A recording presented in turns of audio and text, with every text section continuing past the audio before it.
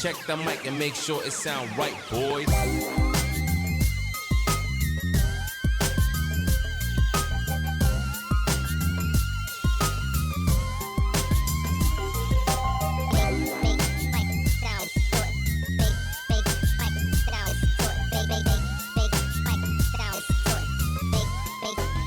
It sound right, boy.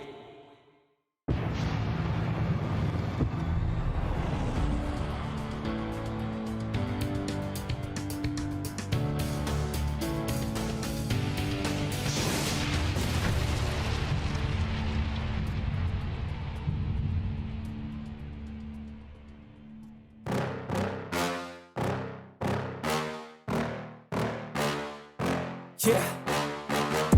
Please tell me that I can't, that I won't, that I fail, that I'll never make it out, yeah. Please tell me all the bad, never good, fill my head full of every single doubt, yeah. Please say any negative thoughts, I pop off when I hear people say I cannot. I get off to the thought of proving everyone wrong, I won't stop to the top, so you better back off and get lost. I'ma stay loud, stay proud, never running out, never heading south. I'll be spreading out, call it word of mouth, can't put me down, I'll be getting loud. You can have it douse, not what I'm about, have your cloud, it be raining now, I keep making sound, go another round, I'm legend bound, can't stop me now.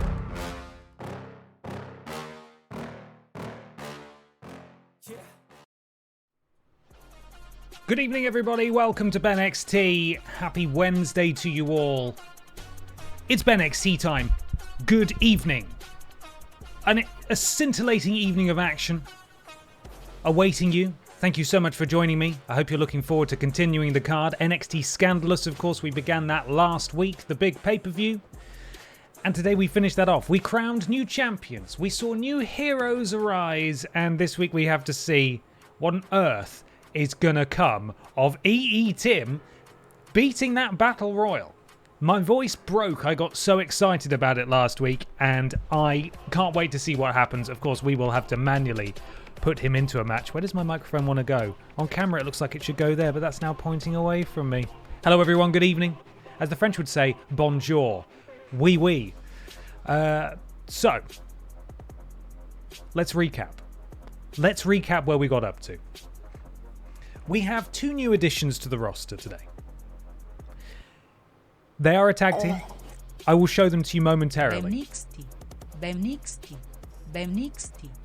It's Gavin Gaming. Thank you very much for the bits there. Appreciate it. It is BENXT.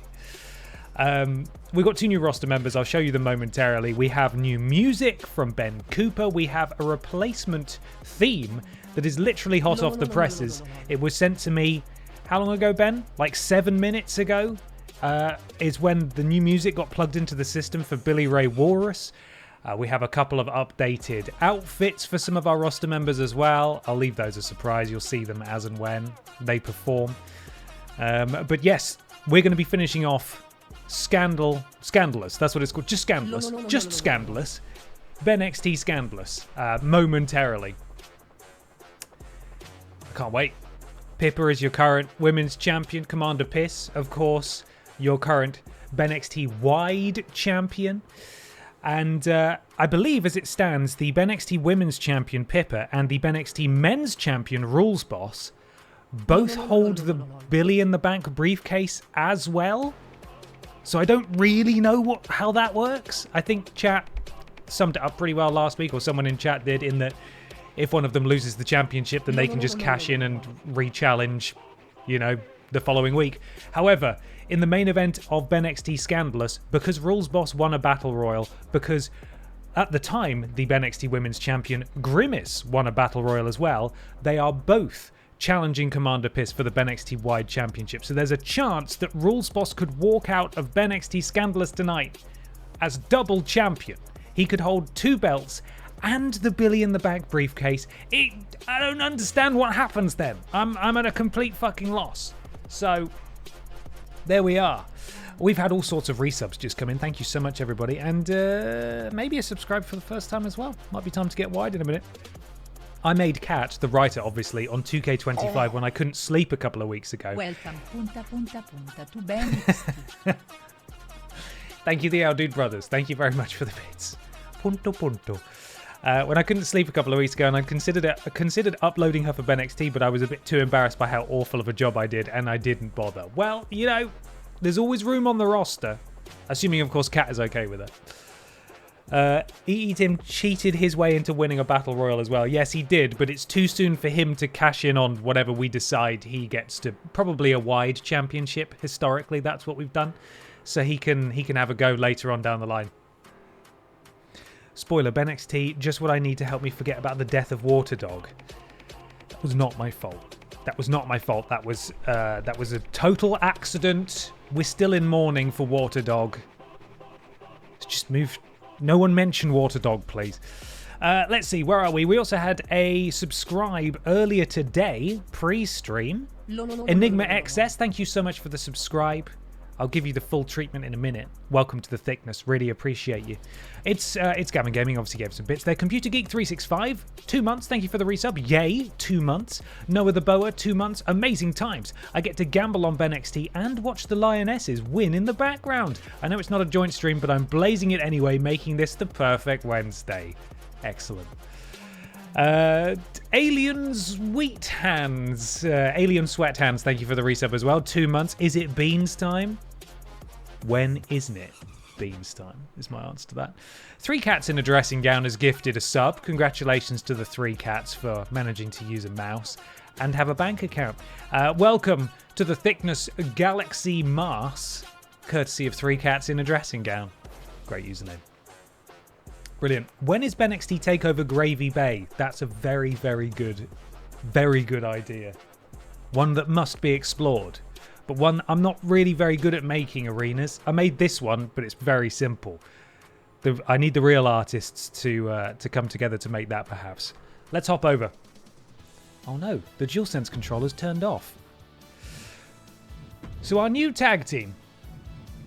If you were watching the Pokémon stream yesterday, you'll have got a sneak peek. This is another Lord Brozovic original. It is, of course, Best Friends, and then in parentheses, Promise, of Hideo Kojima and very, very handsome Jeff Keighley.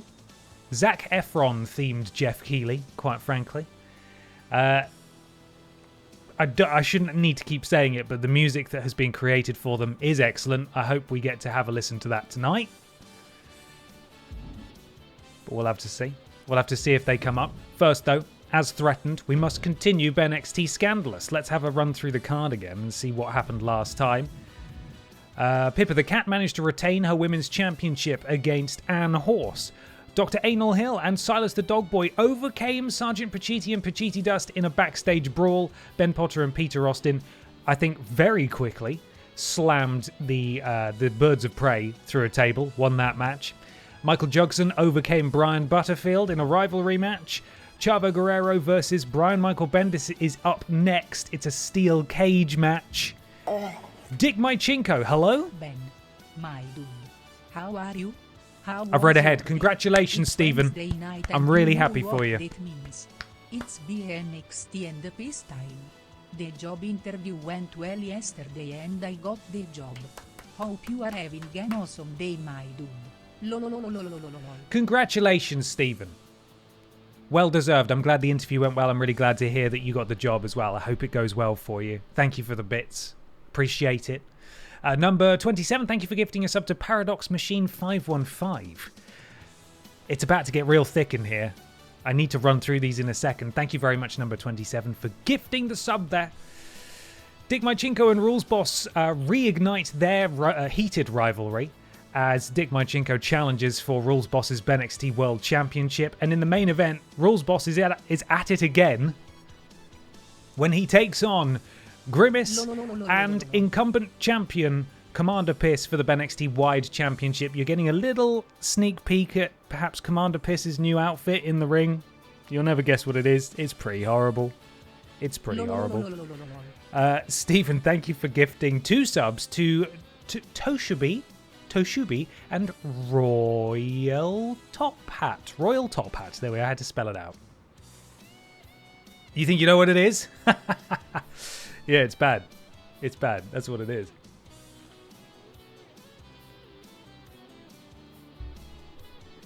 Right, let's get thick real quick. Got a few of these to do. Apologies if you're having your dinner.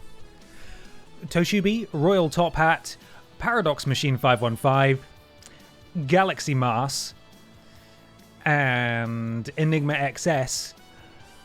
Wet Dreams and Thick Streams, ahoy hoy, welcome to the thickness. I can't actually, I usually have my mouse over the button, I've lost it. Where is it? There we go. Okay, we're fine. Everyone's fine now. It's fine now. It's fine now.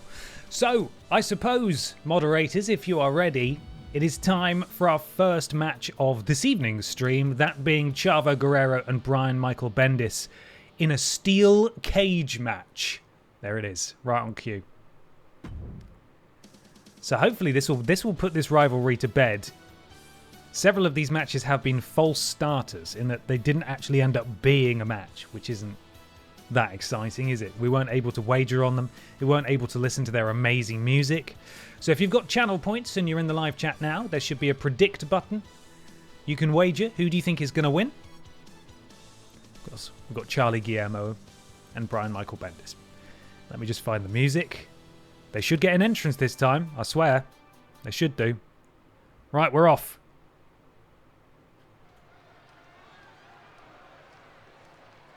There's that steel cage. Yeah, now we're talking. Get those predictions in now. Oh no, it's happening to him now. This game is so buggy, man. His shirt graphic has been tattooed onto his chest.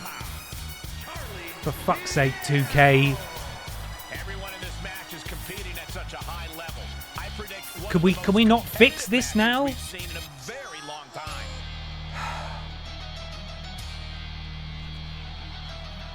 He is not the only wrestler to be afflicted with that condition. I think it's happened to Samoa Joe as well, of course. Here we go, guys.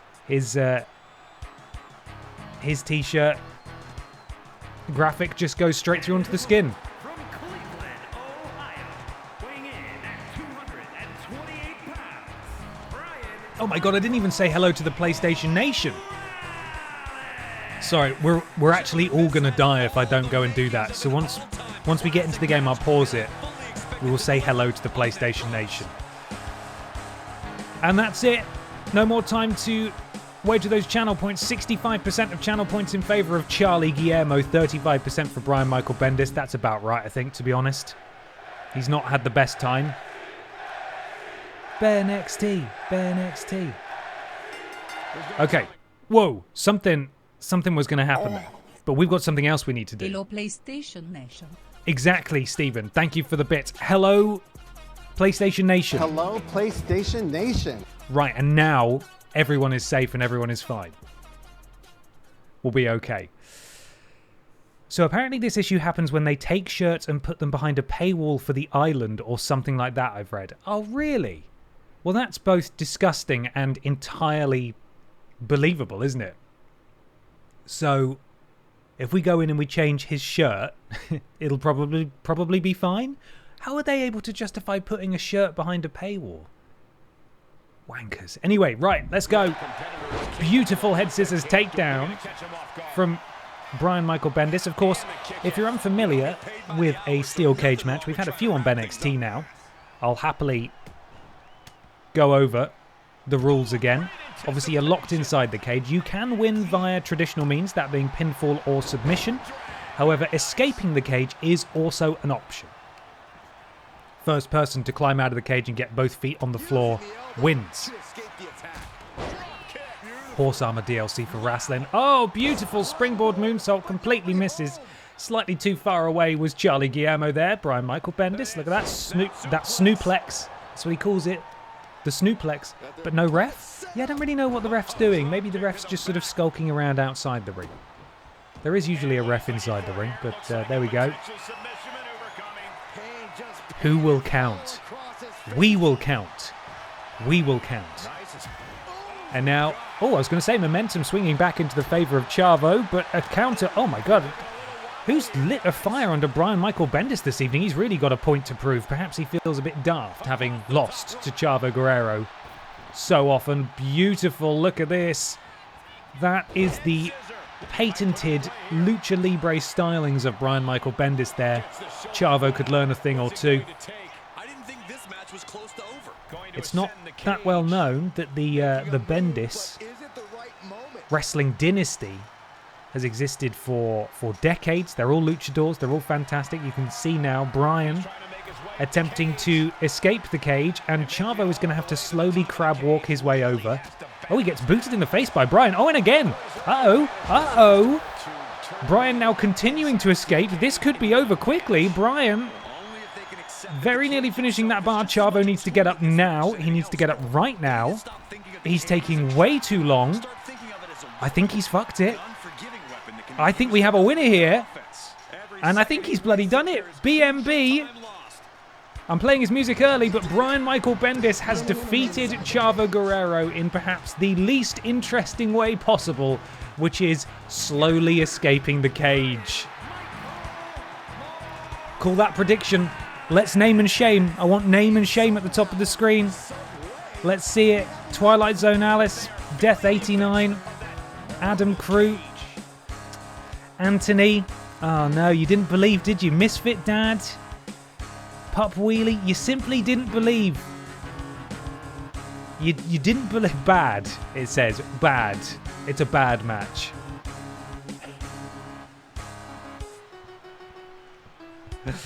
Well, congratulations. That's quite a lot of channel points you guys will have won, given the odds.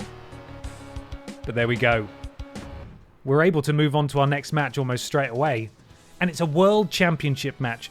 The first of 2 matches for Rules Boss tonight. The odds are not in his favour. By which I mean, he has too many matches. There's every chance he could retain the World Championship, and he could go on to win the Wide Championship as well later on. Or he could lose his World Championship and then lose in the main event, and he comes out with nothing because he's knackered. But there we go. That feels like when Mickie James won the women's title on a house show because Victoria forgot to kick out. Did a bit, didn't it? Chavo, I feel like, really could have done more. Just a terrible rivalry top to bottom. The match suited it. It's fair. Fair. Well, we got all new rivalries, hopefully. Once we finish this card, we'll go in and we'll adjust the rivalries, get some new ones in there. Martin Deet, thank you so much for the subscribe, Martin. Let me do the right thing, by which I mean precisely the wrong thing. Wet Dreams and Thick Streams, ahoy hoy, welcome to the thickness. Welcome, Martin. Thank you for the sub. Next up, Dick Mychinko takes on Rules Boss for the BENXT World Championship. Hello, check the buddies. Here we go. It's happening now. And we get to hear Dick Mychinko's music as well. I haven't heard that for a minute. Right, let's do this thing. Get those predictions in. You've got a minute left. The following contest is scheduled for one fall and is for the BENXT. Men's Championship. Oh yeah. The WWE Universe just exploded. This is it, guys. The title is up for grabs here. And this might be the most highly anticipated title defense in recent memory.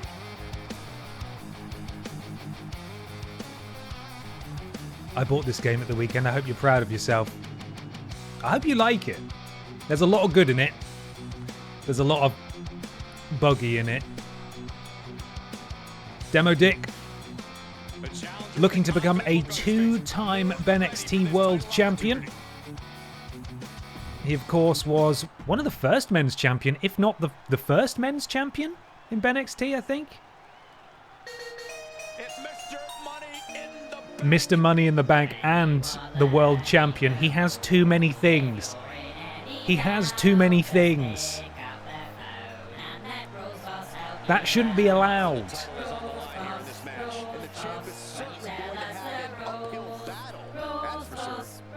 Dick was the inaugural champ. There we go. And he had a hell of a run as well, if I remember rightly. Everyone who stepped to him was put down, I think including Rules Boss. He should cash in on himself. I think you can maybe do that. It gives me the option to manually do it, and I don't know what would happen. The game might explode. From Pennsylvania, weighing in at 257 pounds, Richard Magnum. Looking to become the first two-time men's champion. From the internet. At 240 pounds, the NXT Men's Champion, Rules Boss with his world-famous facial hair. The energy in this arena is palpable. The boss looks down at his title. Could he be kissing it goodbye tonight? He does, of course, have the contingency of the Billy in the Bank briefcase to cash in for a future world opportunity. And that's what it's all about. It's a beautiful piece of hardware. A beautiful piece of hardware. Demo Dick is ready. Rules Boss is ready. First of two matches tonight for him. And we are underway. Clubbing right hand from the boss. Leg sweep takes down the challenger. Rules Boss quickly back to his feet. Into the cover. I don't think that's going to do it. Kick out at one. A little bit of disrespect, perhaps. Looking to get under the skin of the war criminal. Boot to the gut and into a DDT. Face first. Goes Richard. And now Rules Boss continuing to work on the head of Demo Dick. What's he doing now? Spinning around. Kick right to the midsection. That's what I was going to go. That's what I was going to say. That's what I had written down. Wrenching the leg now. Beautiful stuff. Rules Boss. What's he looking to do now? Extends the arm, has the foot pinned, and then drops a knee over the internal joint of the elbow. Oh, and he's going for a submission now, wrenching the arm back. Some sort of arm bar, if you will. But, oh, you're not going to Demo Dick, of course. He is proficient in CQC, close quarter combat, and you're seeing some of that now. Beautiful suplex there. Takes down the champion, and Rules Boss beckoning. Sorry, I should say Demo Dick beckoning for Rules Boss to get back to his feet. Springboard kick. It looked pretty low impact, but it's felled the champion and into the cover, and it's a kick out at one.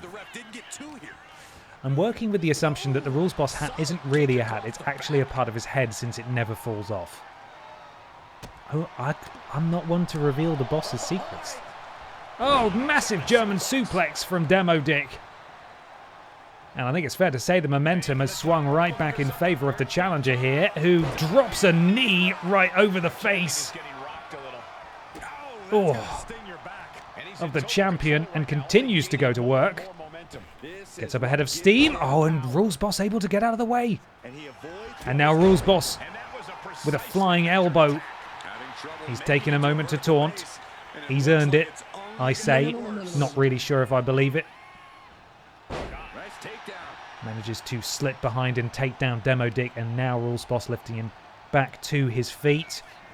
Rules Boss perhaps looking to go for a signature here. I think he is actually. Oh, look at that beautiful package sort of pile driver. I'm not really sure what it is. In the count of two. He's done it. He's retained. Off the signature. Rules Boss able to cling on to his championship. I honestly thought that match was going to go a little longer than it did. But the boss retains. And he goes into tonight's main event with momentum in his favour and a chance at becoming a double champion in BENXT. Average. Absolutely average.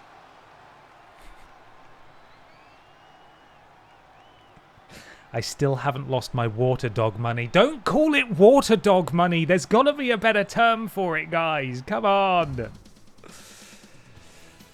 Malo Dino, thank you so much for the resub. 2 months. Really appreciate it. And also, Sergeant McLovin. Sergeant McLovin, no less. Sergeant.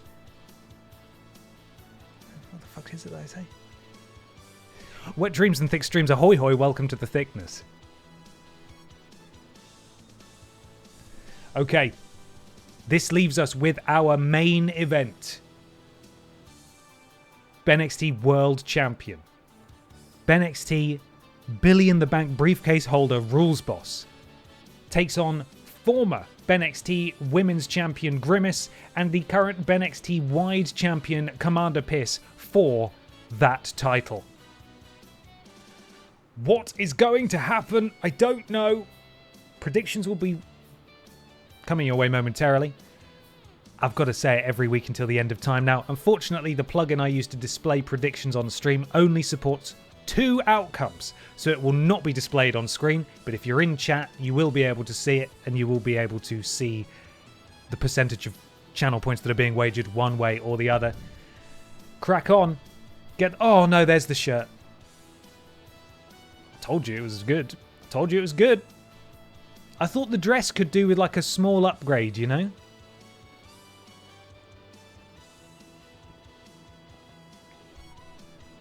Hey champ. Yeah? Will you see your people? Will you? Come here then. Oh.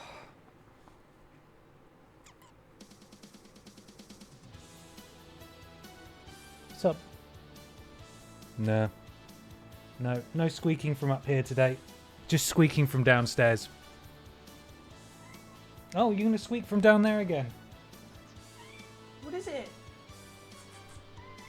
Yeah? Come on then. Come on. Come up. No, just going to claw at my shorts. That's fine. Fair enough. So it's a triple threat time. So it's a triple threat time for some maths. Oh, hello. Okay, punto. You have to release a shirt with that face. No, I do not. You don't want that. In fact, I'm not really sure of a shirt that would allow me to print over that much of the shirt itself. I think normally you can only print on the front, but I'll happily release a shirt with that face on the front for precisely nobody to buy. Is that the BENXT Women's Champion? It certainly is, isn't it, Pippa? No, she's just going to sit and look at me. We do have Pip down, by the way. Sorry, I should have said Pip down confirmed. A swimsuit. Oh, Pippa, stop it. Such forceful headbutts. Okay. It is time for our main event as the BENXT Women's Champion gets comfortable to watch this match, to take it in, to take in the action, huh? Yeah? She's right below the microphone. So you can't see her, but she does exist, I promise. Okay, who's it? Right, I think Rules Boss is out first. Let me cue up my music. Let's do this thing.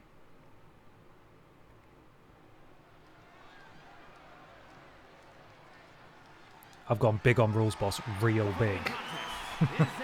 Good luck.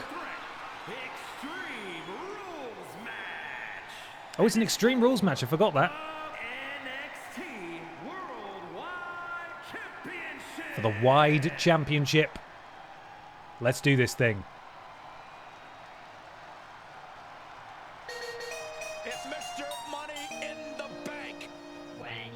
This man's having too much success, quite frankly. Too much. A worrying amount of success.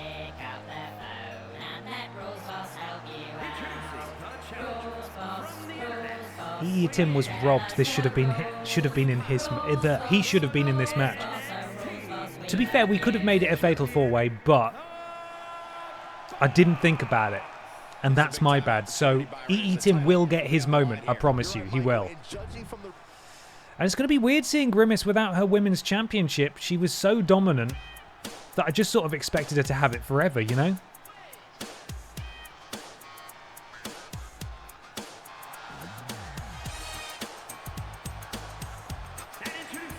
Does he lose the money in the bank if he loses? No, he doesn't. He hasn't cashed it in yet. So he's still walking around with a gold-plated championship opportunity for the championship that he already holds. So it's not really how it works in wrestling. She looks naked. It's not right, is it? Grimace should have gold, and quite frankly, Grimace could have gold if it goes her way this evening. But here comes the surprise champion, the one we weren't expecting to have dethroned Gollum. But she bloody did it. So, you know, fair fucks to her. Bit bloody dramatic.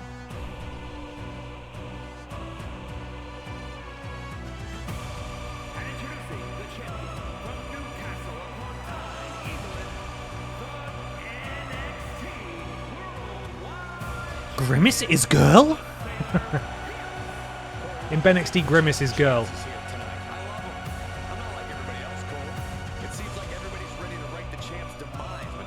Commander Pis is ready. A real challenge for her tonight.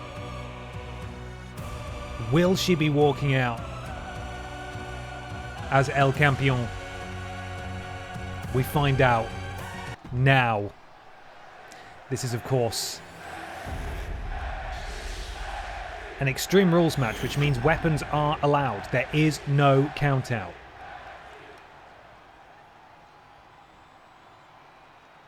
Grimace, Rules Boss, Pis. There it is. There's the shirt. And we are underway. BENXT Wide Championship on the line. Grimace immediately punches the champion in the face. Electric chair and slams her down. Rules Boss takes out Grimace. There's a good sentence, isn't it? Oh, everyone trading blows. Their Extreme Rules match. Rules Boss has to win. He does know the rules, to be fair. He does know the rules. Rules Boss with the champion. And just dumps her over the top rope there. Now Grimace picking up Rules Boss. And a massive scoop slam. Poor Rules Boss. He's already been through it tonight. And the champion clubbing blow to the sternum of Grimace into the cover. And this is what's going to be a real problem here. This is how this match could feasibly go on literally forever. And whoever wins, it could be a complete game of chance. Because as long as someone is there to break up a pin and break up a submission, this match will continue indefinitely. Grimace has a tail? Yeah! Girl Grimace has a tail. Get over it. This Grimace has a tail. It's also the only onesie that there is in the game. So. And a dustbin has been introduced to the match by Rules Boss. This guy knows the rules. Rules Boss. Oh, beautiful backbreaker. And we saw him do this to Demo Dick earlier. Knee over the elbow joint of Grimace. And Commander Pis with a big back elbow dropping Rules Boss. I miss when Grimace was unstoppable. Do you? Do you miss that, really? The forever champion, Grimace. Because we could rebuff Grimace. Now that she doesn't have the championship again, we could sort of chart her rise back to the championship by making her unbeatable. Grimace, huge. Oh, look at that. Takes out Commander Pis, and then Rules Boss was right there. And this is the opportunity that these competitors are going to need to look out for when someone rolls out for a breather, when they can't compete anymore and there's only two in the ring. Rules Boss marched over to the ropes. That dustbin's going fucking mental, and he's sent flying out of the ring by Grimace, who grabs the bin, puts it down. Commander Pis with a kendo stick, and all three competitors now on the outside. There is no count out in this match, it being Extreme Rules. They can stay out here for as long as they want. I believe they still have to be pinned or submitted inside the ring. And now there's a chair. I looked away for a second to address the camera, and Rules Boss is standing tall holding a chair. I believe that's Commander Pis getting leathered with that seating apparatus there. Grimace sent ribs first into the steel steps by Rules Boss, who is now hoisted aloft by the champion, just showing off now. She wants you all to admire her new shirt before she just dumps the world champion on his tum-tum. Stamped to the ankle, and Grimace is right there to drop the champion from behind. The Fox McButt, thank you so much for the subscribe, my friend. Let me find my thing for you. Wet Dreams and Thick Streams, ahoy hoy, welcome to the thickness. Thank you, I really appreciate it. Oh, Grimace again sent rib first into those stairs. Two champs and a Grimace. I'm pretty sure I can hear a "We Want Mod Squad" chant from the crowd. Commander Pis has a table. She set it up, and then she just flexes her muscles for some reason as well. Someone's getting put through that table. Grimace with the steel chair. Oh, and she drops the elbow but misses. Commander Pis. Oh, they're so close to that table. Any kind of suplex would probably go through it. Rules Boss now grabbing Commander Pis. Oh, come on, Rules Boss. The table was right there. You could have sent her through it. That would have been fun. Rules Boss standing tall. Commander Pis very close to her signature. Rules Boss pretty close. I'm just getting out of the way so you can see that blue bar. Of course, signatures will then... Oh, and a little bit of team up there on the champion from the challengers. Oof. Oh, and the table fell. That's not very exciting. So once they've got their signature, if they hit that, it's a very devastating move in and of itself, but they will then get a finisher, and if they hit a finisher, that's going to be bad. That's going to be bad for whoever has to receive that punishment. Table now slid into the ring. Grimace punches Rules Boss in the back, grabs a hold. Oh, just clubs him to the ground. Uh-oh. Oh my goodness me, the height on that, just planting the champion. Rules Boss and Commander Pis have their signature. I think Grimace tried to throw a table there. It didn't really work. It's not very aerodynamic. Table now sort of phasing through the mat. And Rules Boss is in. Off the ropes, Grimace. Oh, planting Rules Boss. And what's Grimace looking to do here? Oh, goodness me, Commander Pis with the sledgehammer. I mean, there's rules and then there's rules, you know. Extreme Rules, it feels like they probably shouldn't get that. I believe this is a signature from Rules Boss. Oh, my goodness me. Oh, and just slamming her face first into the floor. I think he's going to go for the cover here. Grimace is too busy posing on the outside. Please, we can't have a double champion. Rules Boss. Oh, my God, a kick out at 2 from Commander Pis as Grimace took the worst possible time to do a very long pose on the outside. And now into the submission maneuver. Grimace realizing she's going to have to come back into the ring to break it up. She did, again, make a complete tactical blunder there and leave at the wrong time. And I think we're about to see Grimace's signature. Oh, my goodness me. And Rules Boss just lobs a dustbin at Grimace. And Grimace has planted Commander Pis. And I believe she's now doing her finisher to Rules Boss. Grimace has taken out both members in this match. Could Grimace win off this? This is extremely dominating. Oh. Rules Boss able to escape. Just.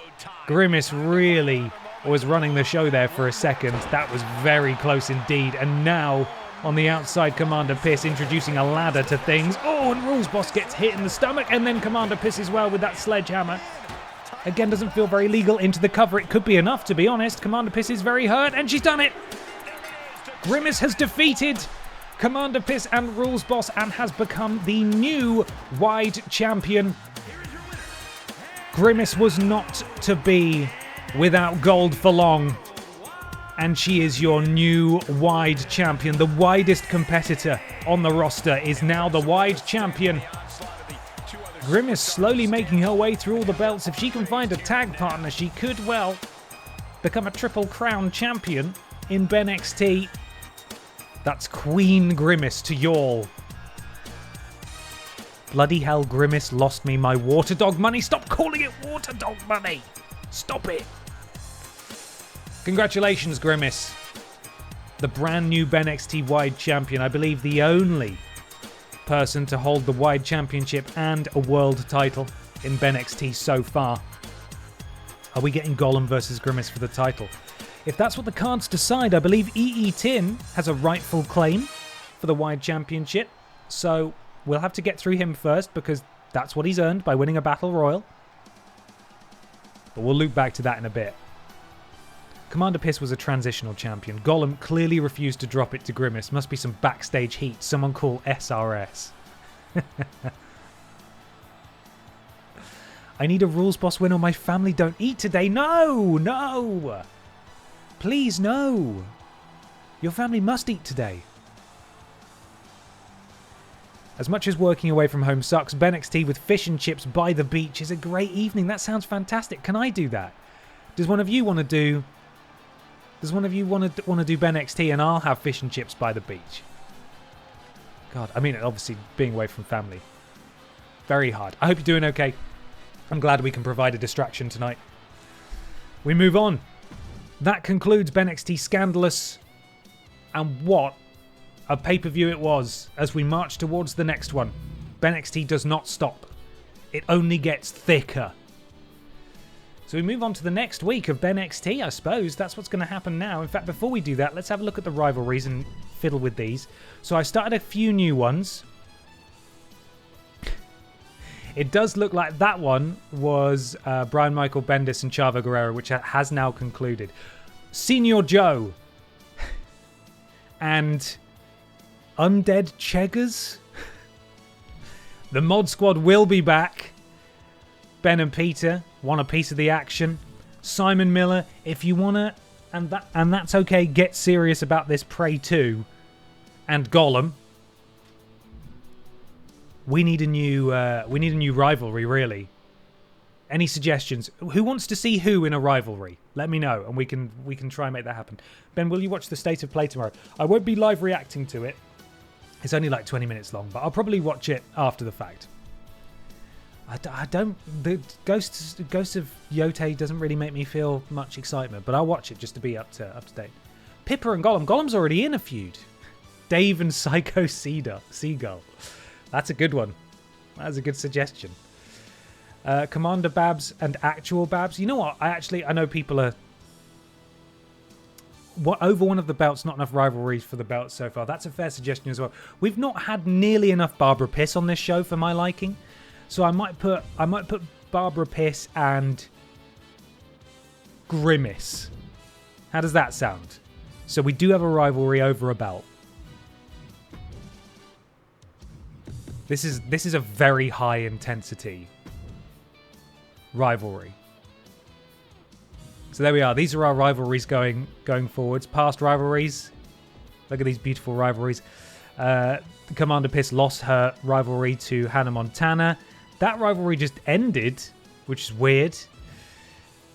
Apparently, Brian Michael Bendis won that rivalry. That doesn't seem right. Jugson won over Butterfield. Ben and Peter won over the Birds of Prey. And that was a draw, somehow. I'm really not entirely sure how that works. How do you decide ratings? Well, we have a rule where we set all the ratings of our custom characters to 75. But Barbara Pis has slightly higher because of her legendary status within my previous streams.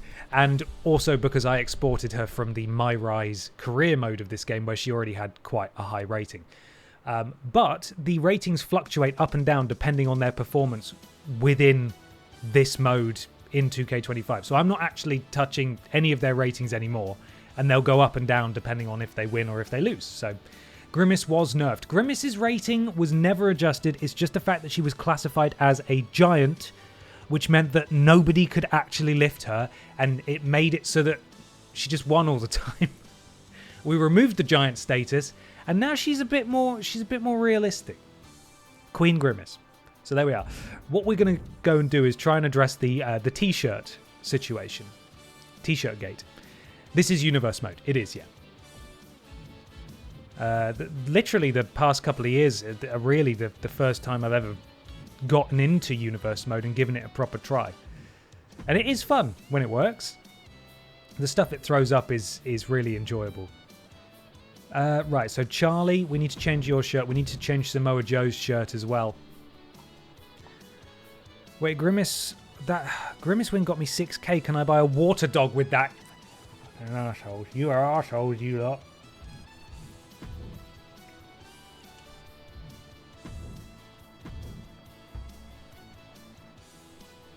See, even in the preview, it was working, and then here it's not.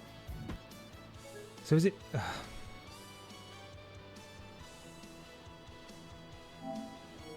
I'll send you that error report. You're not going to do anything about it, but.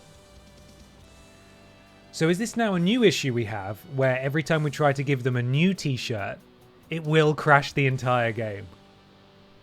That's my question.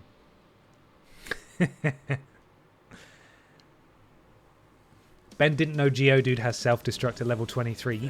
You shut your mouth. You shut your goddamn mouth. The updates always mess the CAWs up. Yeah, I get that impression. Yeah, seems like untold horrors are unleashed upon everyone's custom rosters, which is a bit of a shame, but we got away largely unscathed for quite a while. It's just recently that only a couple of the wrestlers have been impacted. And then it just seems that if I go in and I make any changes, we might have a crash. So wrestlers aren't allowed to change clothes, Ben. It will break the world as we know it. Well, we're going to try one more time, and if it breaks again, then we're just going to have to accept that he just looks like this now. You ready? Everyone cross your fingers.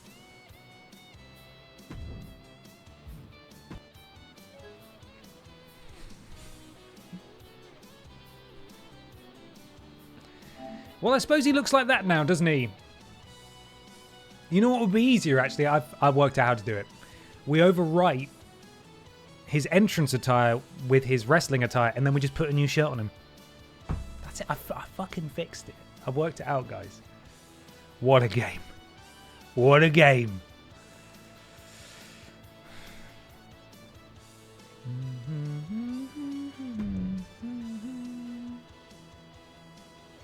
Did you watch the last Cultaholic podcast? Feels like a Happy Matthew and Gurning Ross tag team is needed. I've never actually watched the podcast. I've only ever listened to it.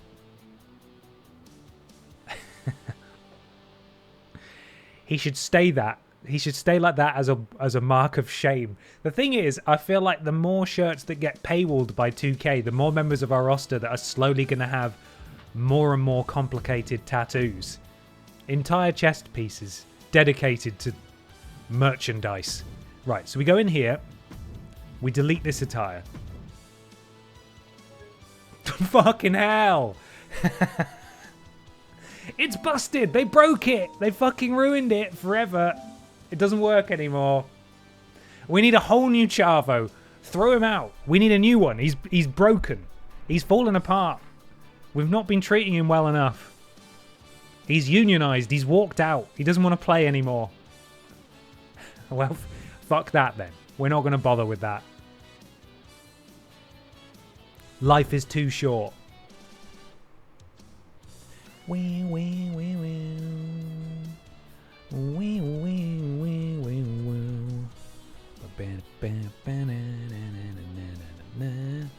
Can you copy the entrance attire onto that one and edit that? Good idea. Okay, so rather than... This is the last thing we're going to try. Rather than deleting it, rather than editing it, we'll copy and paste it.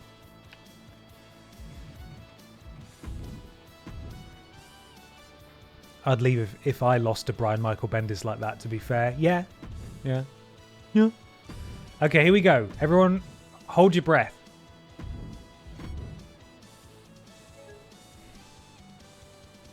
It's so fucked. I'm going to keep reporting all these crashes. They're not going to do anything about it, as I said, but... Well, the game's just busted, I suppose. 8 out of 10, pushsquare.com. Me. To be fair, especially when you're reviewing a game like this, unless you spend like a solid month playing it, you don't encounter issues like these very often, so it's difficult to sort of surmise or to cover in a review. Largely, the game's pretty stable, but fuck me, it hates those CAWs. Never mind.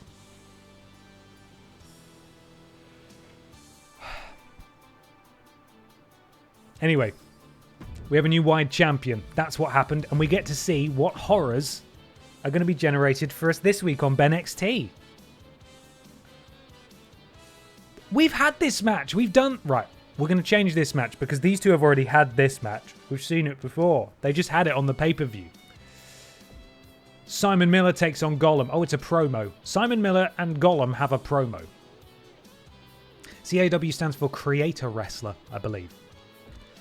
Trailing Badger takes on Ben Potter. Senior Joe takes on Zombie Cheggers. And in the main event, Barbara Pis has a promo off with Grimace. And that's okay. So we're going to change this. Let's get some fresh blood in here. I would like to see. Oh, you know what? You can't move these matches around. I should have just edited it. So we're changing the main event now. We're going to do a tag team match, and we're going to see two of our favorite teams. How's that? We're going to see a new team that's been introduced this week. That, of course, is Jeff Keighley and Hideo Kojima. Zac Efron and Hideo Kojima, sorry.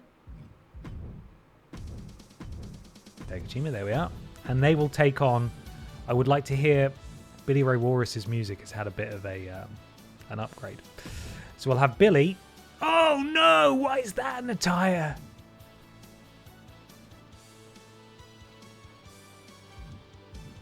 No, don't look at it. Don't look at it! And who else have we got? Who haven't we seen much of? Let's get... You know what? We haven't seen Carla for a little while. Let's get Carla in there. No! Why is that? What have they done to this game? It worked fine the other day. Okay, cool. So we get to hear some music in the main event. 2 new pieces of music, in fact. Up first, though, Simon Miller and Gollum. It's a promo. It's not an actual match. So these two are going to have a chat with each other now. No, I want to confirm that I'm happy with that. There we go. It's his post-scandal attire.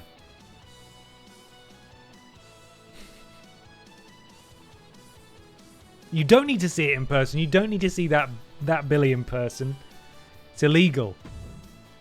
Okay. What on earth could Simon Miller have to say to Gollum? Let's find out. What? Spoilers.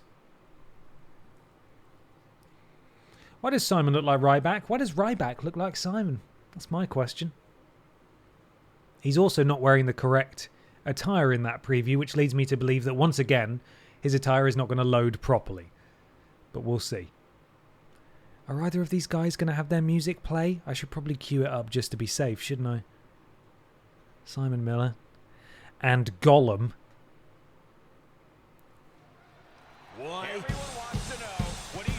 He's got his shirt on. Miller is here, and what has Miller got to say? He's got a microphone.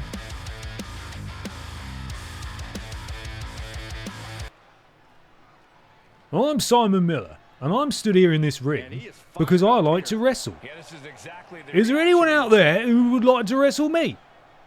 If that's okay, would you like to wrestle me? I'm Simon Miller. I'm Simon Miller. I'm Simon Miller. And I... Hang on.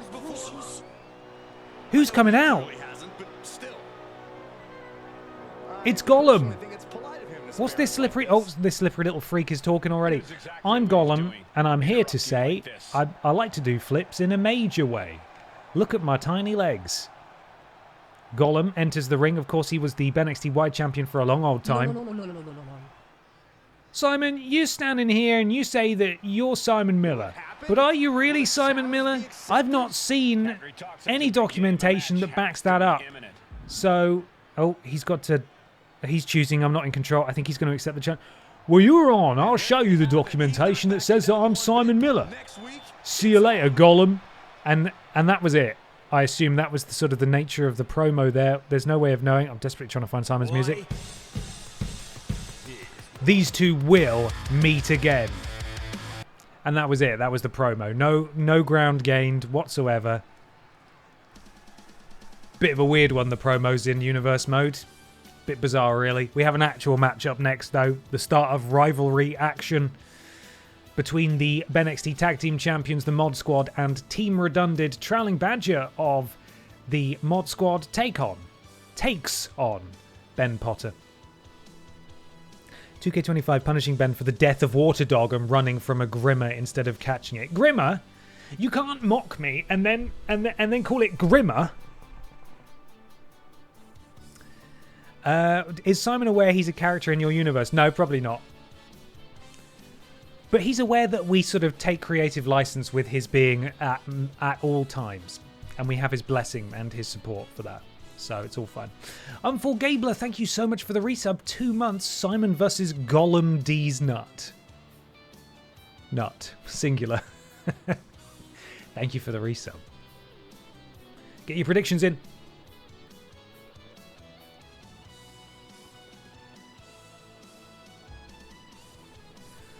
Simon posted about looking for an editor, and the lack of response to my email makes me think I haven't been chosen, but man, it would be cool to work for Simon. I already have at least 3 Simon Miller PNGs on my computer from the TripleJump days. I hope you get chosen. You did amazing work for TripleJump. I'm sure you'd smash whatever it is that Simon requires. Right, get those predictions in. Ben Potter, Troweling Badger up next on BENXT. Oh! Something's happening because it's a rivalry. And we get to hear Mod Squad music, hopefully, unless some bullshit happens before the match, which, God, this game loves doing that. 55 seconds left to get those channel predictions in. Oh, Ben's already in the ring. And here comes... Oh, an attack before the bell even... Oh, and they're going back and forth. Is this actually going to be a match? We may have to cancel these channel points again. Let's see. Are we gonna have a match here? Wait, let's see. Do we get a bell? Yes, we do have a bell. Okay, cool. Right, we're off. This is an official match. Oh, look at that monkey flip from Troweling Badger to Ben Potter there. Legally different guy. Don't know him. Stamping on the sternum of Ben Potter. You have to imagine Team Redundant have title aspirations of their own. Oh, and immediately into sort of a Hell's Gate submission here. Troweling Badger has demonstrated his submission prowess in the past. Ben, though, demonstrating some power. Powerbomb to break the hold. But is the damage done to Ben? You can see he's taken a bit of a battering so far. He needs to stay on the offense here. Does Ben Potter. He drops one half of the tag champs and stomps to the stomach, and then a forearm to the temple for good measure as well from Ben. Troweling Badger, though, straight back to his feet, but Ben remains in control. Forearm to the spine, sends him into the ropes. Ducks down. And look at that tilt-a-whirl sidewalk slam there from Ben Potter. Beautifully executed from a very handsome man. Oh, no, that's pretty embarrassing. Again, I don't know that guy. He shares a name, but there's no relation. Ben able to counter. And now Ben just taking way too long, and now he's got these big body blows here. Elbow to sort of the throat, but he took a bit too long, and now Troweling Badger sends Ben over the top rope. Massive right hand. Counter from Ben. What's Ben going to do here? Climbs back into the ring. By the time he gets back in, Troweling Badger has enough time to be back in control. Ben counters. Troweling Badger on the outside this time. Ben gives him some right hands of his own. Looking at sort of a stunner over the top rope, and Troweling Badger is down. Ben taunting Troweling Badger, saying get back in here. Decides it's taking a little bit too long. And then drops the elbow over the chest of Troweling Badger on the outside. Ben beckoning for Troweling Badger. Oh, and a spear from Ben on the outside. That was his signature. He has his finisher queued up as well. If he can get him in the ring and hit that finisher, it could be good night for Troweling Badger. Let's see if he can do it. He's going to the top rope. I'm not really sure why he's up there. A lot of these CPUs have issues executing their finish. They have a lot of problems finishing, but it appears that Ben does not have a problem finishing. Again, no relation. Oh, it's a stunner. And it was absolutely on the money into the cover. Is this enough? And Ben's done it. In pretty decisive fashion, I might say. A pretty dominant victory over Troweling Badger there. Ben Potter of Team Redundant goes one up over the Mod Squad. Important momentum secured in this initial exchange with the tag champions. Has Ben had any losses yet? I don't know, actually. Don't know that guy. He's a handsome fella, though. Average match. Average match. Name and shame. Twilight Zone didn't think I could... I mean, I didn't think that Ben could do it. Different guy. Totally different guy. Anyway. Up next, we begin another new rivalry. Ben cheated. How did Ben cheat? Gonna skip through that rivalry bit. Senior Joe takes on Zombie Cheggers. I don't have enough time in the day to explain Zombie Cheggers to you. Just know that Keith Chegwin was a TV personality in the UK, and he has since passed, and he's now a zombie. It's probably quite tasteless. I've spoken about it before. If any mainstream media picked up on it, I'd probably get a right bollocking for it, but there we are. I don't think that's going to happen, so we're safe. Get those predictions in now. Is it Senior Joe? Is it Zombie Cheggers? Who will win?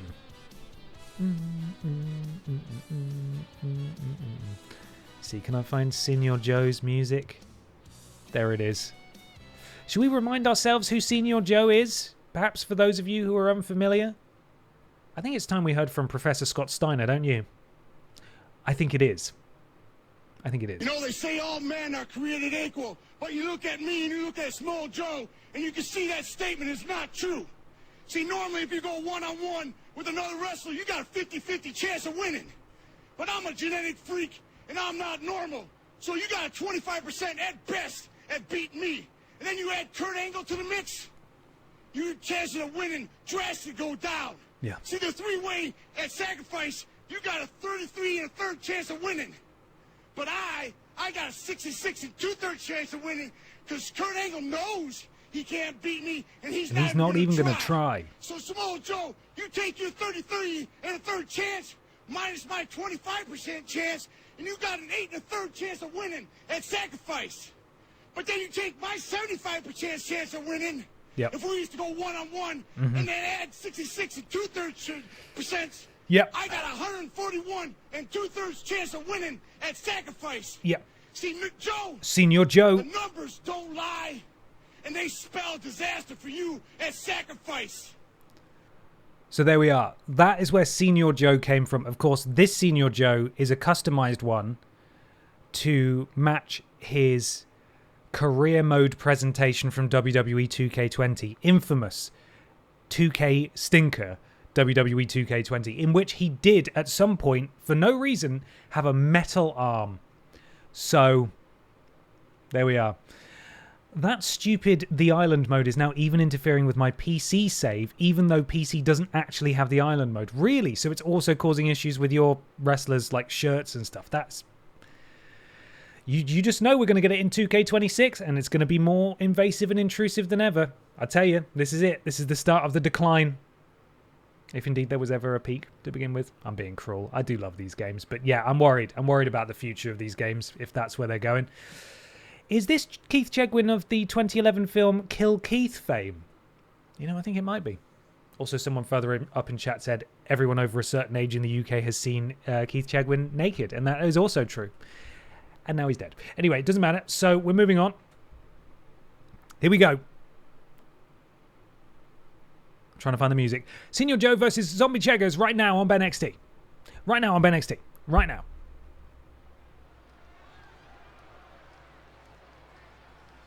And here comes one of my favorites.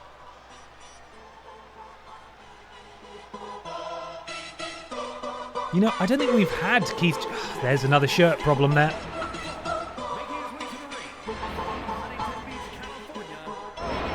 Nothing that we can do about it, though, because it'll crash the game.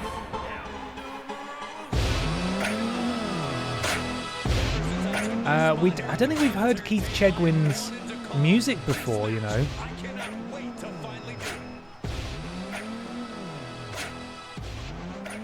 There it is, I see it.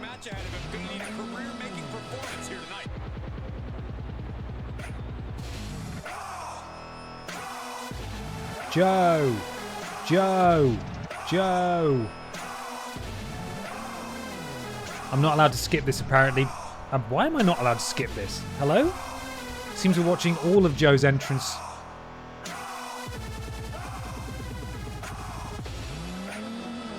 Why can I... Hello, game? Oh no. Is Cheggers haunting the game? Alright, I love this guy. Anyway, here comes Zombie Cheggers, everyone. Oh, this is very tasteless.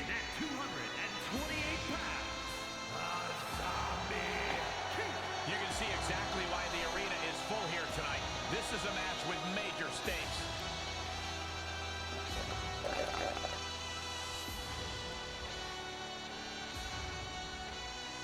Most likely we'll have to catch up on the VOD. It's errand and grocery shopping with the kids' day, and the Wi-Fi at the store isn't liking BENXT. Well, hopefully next time they'll be able to upgrade their Wi-Fi for you, but I completely understand. I hope the shopping goes well. And I love it. Okay, well, I don't think the match has started yet, guys. Not going to wait for the bell on this one. I was going to say, Keith Chegwin hasn't even made it to the ring yet, and I haven't heard a bell. Oh my god, he's getting punched in the face with a metal arm. And then we see the submission specialty, the Samoan submission machine going to work on Zombie Cheggers. He's got to be careful with that leg. It might just rip it right out. Am I able to... Right, I can pause it now. That's weird. I don't know why that didn't work before. I'm hoping that when they get back in the ring, the match will start properly, but I can't guarantee that. So we'll have to see. Joe grabs Keith, and Keith is now in the ring. Are we going to get the match starting? It is officially a match now. We're underway. But unfortunately for Zombie Cheggers, Senior Joe got a supreme early advantage here, and he's just smacking the face of Zombie Cheggers with that metallic arm. And Joe just taking a minute to showboat because he bloody can. Can Cheggers get back into this match? He puts him into the corner. Sent into the corner by Senior Joe. A boot drops him. And now just washing the face with the boot is Senior Joe. Picks up a head of steam and another big one straight across the face. I think that actually shifted all of Cheggers' facial features right off the bone there.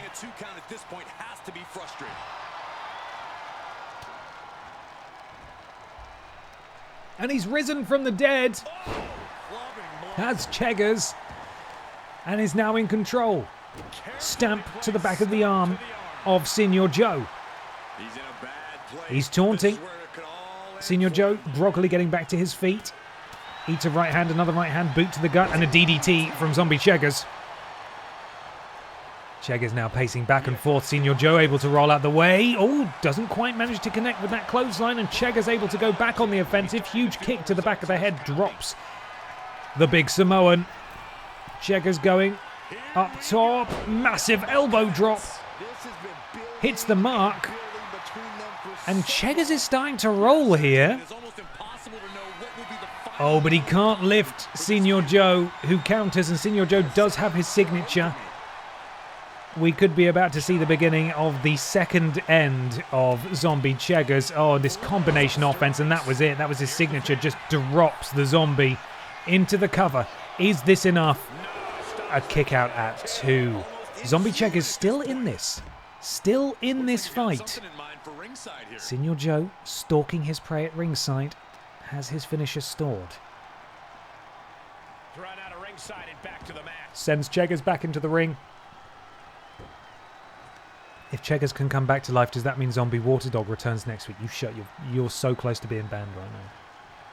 Thin ice. Oh my goodness me. I didn't think there was any blood left in it, but Zombie Cheggers did actually get his face busted open, and I believe he countered Senior Joe's finisher, which means Zombie Cheggers now has the finisher, and he's hit it. Oh my goodness, could we be about to see a massive upset here? Zombie Cheggers into the cover. Oh, and a kick out at 2.5. Senior Joe still in this thing, but it's not looking good for him. Zombie Cheggers able to counter at a perfect time, and then you see the wrestling supremacy there of Samoa Joe able to counter the punch in a huge slap with that metallic arm. Joe stalking. Massive back elbow. Oh, and then the enziguri. Drops the zombie into the cover. Is that enough? Senior Joe has not managed to hit his finisher. Regrettably for the zombie, he's not getting up from this one. And Senior Joe is on the scoreboards in this rivalry. He definitely got the job done tonight. This victory is exactly the kind of statement I knew he wanted to make here. This was a message from him to the entire WWE Universe.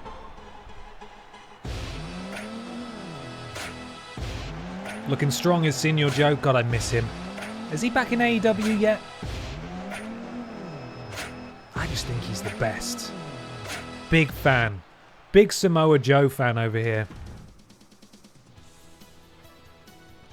Unrelated, but thoughts on creators using dead D-list celebrities to fight large mechanically altered Samoans? I think it's problematic, but if we're all cool with it and we don't tell our mums, I think we'll be okay.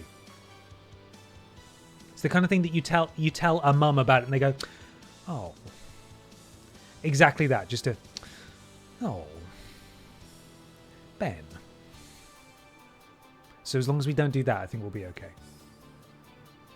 Barbara Pis and Grimace have a promo off. What are they going to say to each other? I don't know. Grimace, of course, is the wide champion now. These two have battled before. Barbara took on Grimace pre-nerf, before Grimace had her giant status removed, and was unsuccessful. Barbara Pis has largely been absent from BENXT so far. You've got to imagine that she's sort of champing at the bit to be included a little bit more, considering she is so renowned around here. Look, I've even got a plushie one. Shout out to Plushie Labs Jennykin.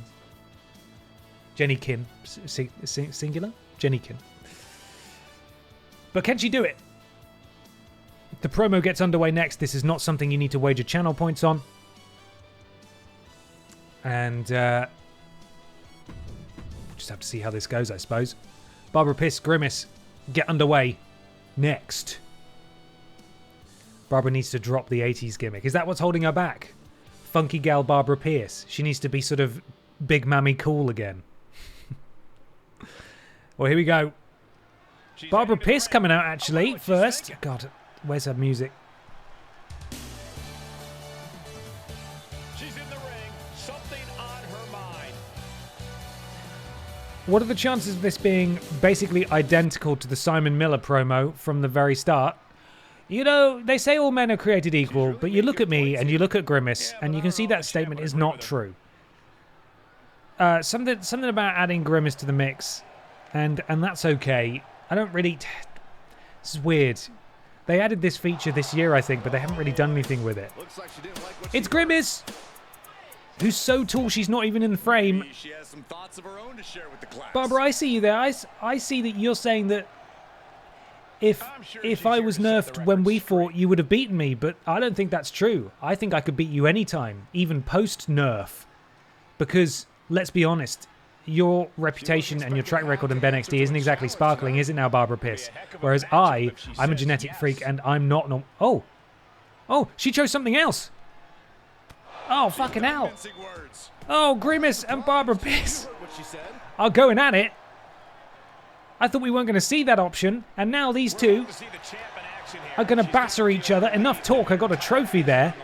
It looks like we're getting a bit of a brawl underway here, which I believe means that this will end in knockout, but it's not an actual match. So if people are up for it, you know what? We probably shouldn't do any. We shouldn't do any predictions on this one because it's well underway. Barbara Pis with a rolling neck snap on Grimace. Whatever it is that Grimace said, which I think I sort of understood and interpreted very well. Barbara Pis didn't take very kindly to it. Goes up to the second rope, beckoning Grimace to her feet. Could this be a sign of things to come in the weeks ahead? Oh, that massive diving shoulder tackle drops the wide champion. And now just slamming the enlarged purple head of Grimace into the canvas. Oh, but Grimace now sweeps the legs of Barbara Pis, who manages to roll out of the way, and Barbara Pis still on the offense here. You cannot count Pis out. She's gaining the upper hand here. Right now she is takes down Grimace. In fact, those may be weird shadows, but has Grimace pissed herself? Has Grimace wet herself? Grimace has wet her big purple suit, I think, out of fear of Barbara Pis. Sorry, I shouldn't be biased. Barbara going up top. What's she doing here? Again, she's beckoning Grimace to her feet. Massive double axe. Oh, a counter from Grimace. Oh my goodness, I don't even know how the physics of that even works. Grimace now, massive splash in the middle of the ring. God, I don't know who's going to knock who out, but it's not looking good right now for Barbara Pis as Grimace continues to rain down massive purple rain down massive strikes. Barbara Pis sent flying over the top rope. Grimace follows after. Grimace boot to the ankle of Barbara Pis. Lifts her back to her feet. I don't know where the commentators are commentating from because they haven't shown up today. Barbara back in the ring. She's looking to go top rope here. Grimace going up top. Barbara needs to be careful. Oh, she's way too far away. That's worked out very well in Barbara's favour. As Barbara looks to renew hostilities. Grimace sent into the corner. Barbara taking the opportunity to pose for some reason. Seems like a terrible time to do it. Clothesline. Elbow. And I think that's it. I think it's been decided that that is it. The elbow to the face ended that. And for some reason, 55% of the momentum is in Grimace's favour?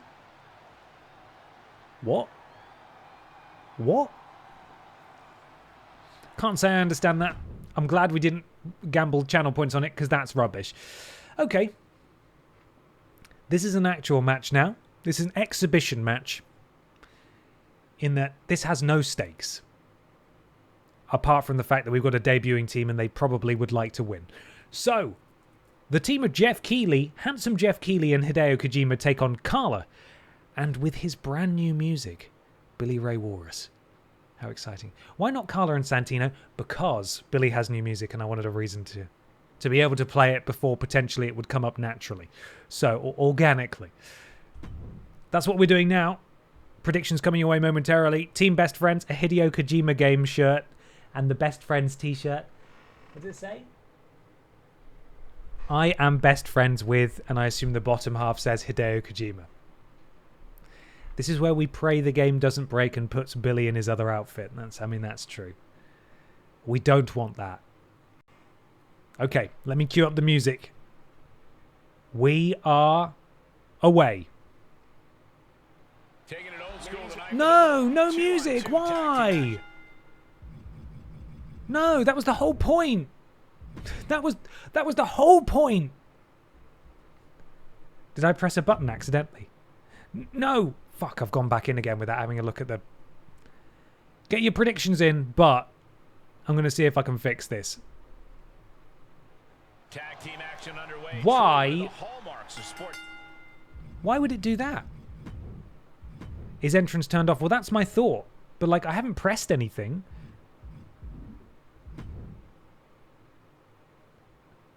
I don't think I've pressed anything. So continue show. Yes, when I press X on it, it just starts. Oh, for fuck's sake. Could that have been the reason? Goodness me. Whatever version they have patched it to is so unstable. It just doesn't want us to do it, does it? It just does not want us to have this. Then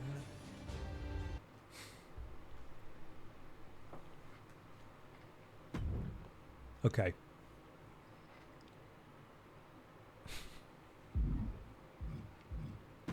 Is it because they added all those fucking basketballers to the game? Is that why? Because they're filling it up with shite. Of course, what I'm doing isn't filling it up with shite. I'm filling it up with brilliant things. So shouldn't there be an option on this menu? Entrances are off. When have I pressed that? I did, because they had an entrance. Oh, I don't get this game sometimes. Anyway, we've saved it now. We should have the entrance, so. Oh, this is on PS5. Where I imagine the patch is very similar to Xbox, but God, it's not liking me today. Okay, now we're gonna get the match underway. Now I'm gonna play the music. Here we flipping go. Brand new music time, everybody.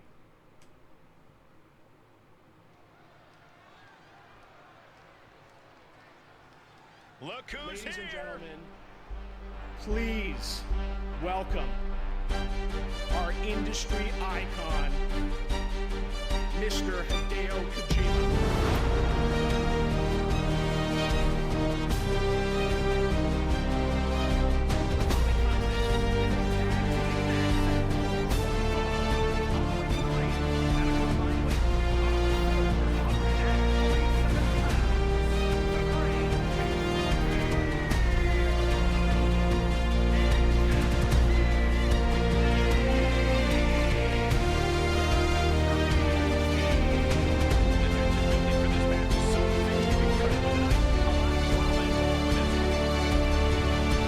actually got to skip to the end because there's a great bit at the end.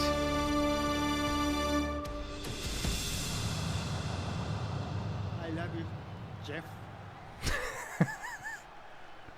I love you, Jeff.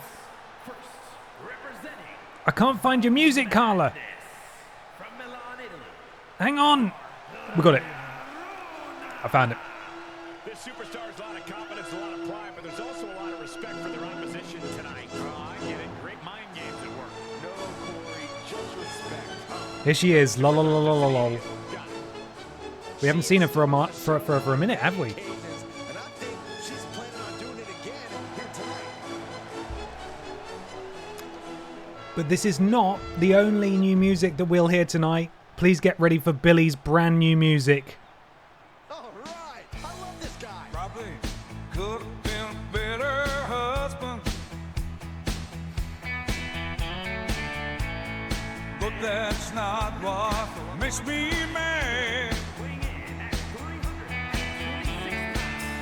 Yes, no, maybe or oughta.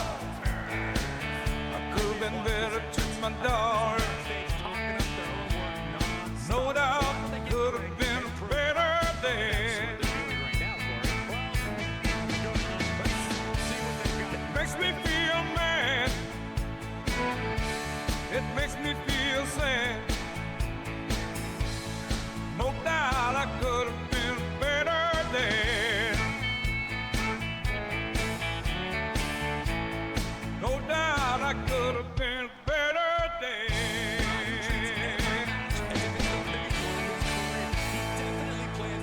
Billy Ray's brand new music there. Massive thank you to Ben Cooper as always. That was, as I said at the start of the stream, submitted to me just a few minutes before we went live today. We now have lyrics to Billy's music, which is very exciting. In fact, if we get an, was it exclamation mark Ben Cooper or BENXT? BENXT, I think. Yeah, there it is. If you want to download and listen to the full soundtrack for BENXT, you can do so by clicking that link right there. Okay, we're underway. Debut tag team match for, oh, beautiful stuff for Best Friends Promise. That being, of course, Hideo Kojima and Jeff Keighley. Carla, though, she's been a champion before. A tag champion, that is. A multi-time tag champion, I believe. And Billy Ray, of course, was very briefly the BENXT World Champion. And now we see some tag team offense as Kojima, with a kick to the head, sets up Carla. Oh, my goodness me. Oh, that is rough. You don't want to be taking that kind of maneuver. Hideo Kojima, the creative savant himself, enters the ring. Let's see if he can create similar poetry inside the squared circle. Carla says, no, you're going to go over and meet my big pink friend. And the big pink friend has entered the ring. Billy Ray now, legal. Assisted punch to the midsection counter from Hideo Kojima. Oh my goodness, combination strikes there from Kojima, drops the former world champion. Stamped to the thigh. And now, Billy Ray sent into dangerous territory himself. Tag, in comes handsome Jeff Keighley. Big Jeff. Oh, double backstabber there. Oh, and look at that. The height achieved there by handsome Jeff Keighley. That's not to say, of course, that real-life Jeff Keighley is not handsome. It's just that he does look an awful lot like Zac Efron in this game. Carla now legal in this match. Boot to the knee. Springboard moonsault comes up empty. Nobody there. She's not done, though. Sort of a handstand off the ropes. Leg scissor takedown and a standing shooting star press. That is beautiful from Carla, and Hideo is there to break it up. Carla, though, does have her finisher, and Hideo is not allowed back in the ring. So is she going to try and hit it here? Sends him into the ropes. Oh, a counter. Timely counter, potentially, from handsome Jeff Keighley there, who is just flipping all over the place. Wrestles Carla down into a pinning combination. Manages to kick out at one, though. And Carla now sent into the corner of Team Best Friends. And a tag, and Kojima is now legal. Carla eats a fist. Boot to the midsection. Counter from Carla. What are we looking at here? Oh, look at this beautiful roll-up pin here. Trapping the arm as well, so Kojima has nowhere to go. Carla with another boot to the stomach. Oh, look at that beautiful, almost a Pop Rocks or a Code Red there. And Carla has had enough. And she tags in her big pink friend. Billy now legal. Wasn't really sure who got the worst of that, but it appears to be Kojima, who is now down and eating some boots as well. Billy over the top rope. Kojima, kick to the stomach. Oh, what's he looking to do here? Not a powerbomb on the outside. My God. Why has Carla's Italian badge left her? That's a great question. You know, I am willing to blame 2K for this. It appears they've broken a lot of things in this latest update. Massive elbow drop from Billy Ray. Carla now back in the ring. Another standing shooting star press. Jeff Keighley has got to be desperate to get into this. He does have his signature as he waits on the outside. He is not the legal person. Oh, that was beautiful. Sort of a spinning arm drag. Oh, and Carla, she's being an idiot. Jeff Keighley is clearly about to be tagged in, and she's too busy doing taunts, and Jeff is now legal, although he immediately eats a Hurricane Rana from Carla. The Italian sensation. Sensation? Yes. Carla now, big knee to the temple of Jeffrey, who leaps back to his feet. But Carla, too busy rolling all over the place. You can't catch him. You can't catch him. Carla, kip up. Oh my goodness me. Unfortunately, immediately is leveled by Jeff Keighley, who tags in his best friend. I don't know if it's reciprocal. Jeff certainly hopes it does. I don't know if Hideo feels the same way. Did you see that? Jeff just immediately, with a massive right hand, dropping Carla as soon as she was thrown into the corner, and Kojima's starting to feel it now. As he goes up top, and Carla groggily makes her way to her feet. And down goes Carla. You can't take too many repeated blows to the head like that. How on earth are you going to read bits and donations if you've been smacked in the head too many times? Oh, that rolling neck snap. And then a boot to the spine for good measure. Carla desperately trying to make it to Billy. Jeff is in the way. Oh, Jeff decided to do another taunt, which allowed Billy to enter the ring. Although Billy immediately eats a European uppercut. Oh, look at that beautiful moonsault there. Carla, thankfully already in the ring, able to break it up. Jeff has a signature and a finisher. And that is a little concerning if you're Billy Ray Walrus or Carla.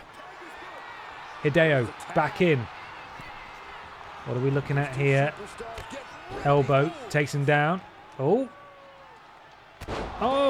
that was a tag team finisher, actually, I believe. We see that Jeff's finisher is now gone, but then he distracted the referee. Oh, and a kick out of two. Well, Jeff's got to be feeling pretty silly there. They did a tag team finisher, and then Jeff distracted the referee. Perhaps that could have been a 3 count if Jeff had just gotten out of the ring at the right time. What is Hideo looking to do now?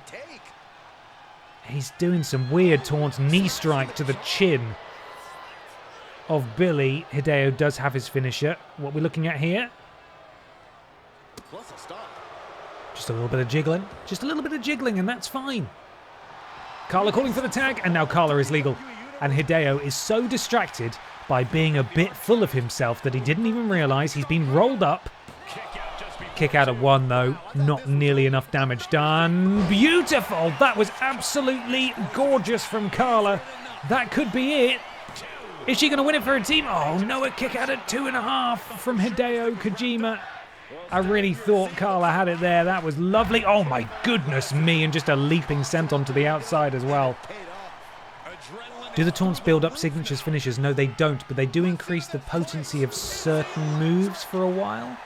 I think if you do taunts in one direction on the D-pad, it increases your recovery speed, and if you do it on another, it'll make your moves a bit more powerful for a short while or something, I think, anyway.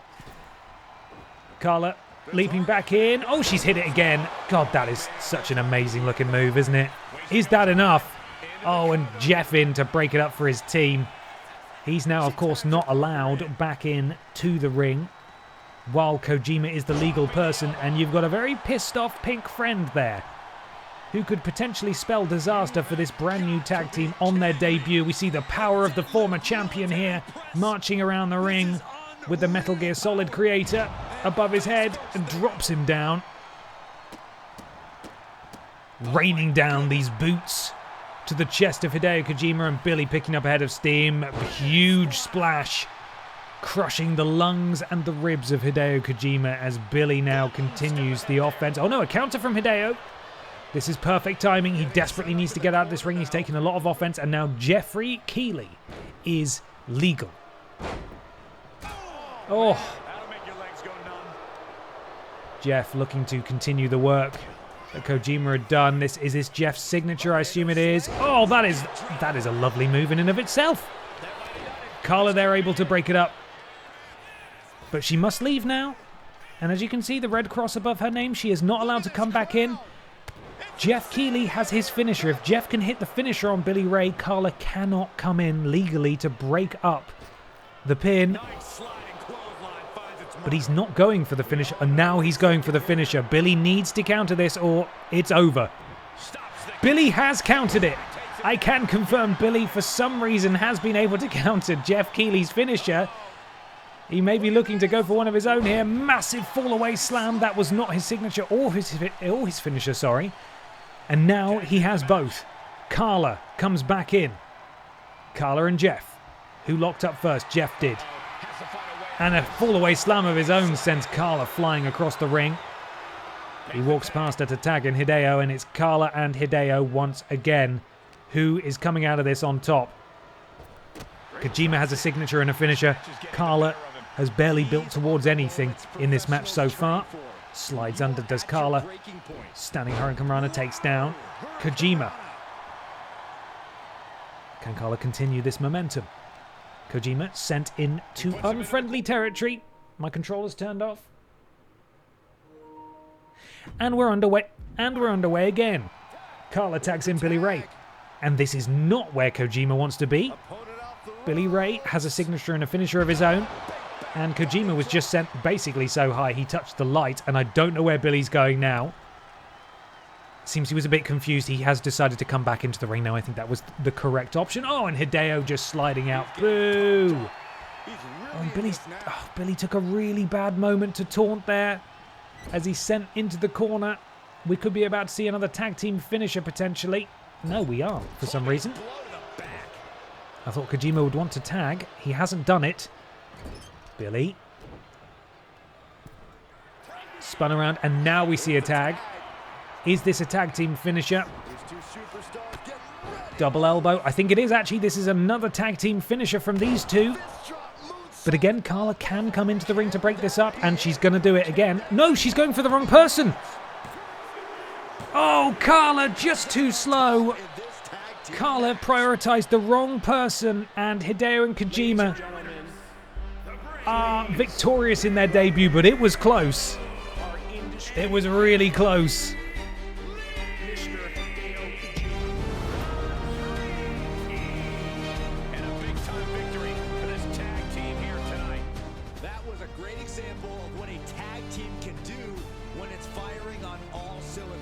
I don't know what Carla was thinking there, and I don't know why these two are greatest of all time.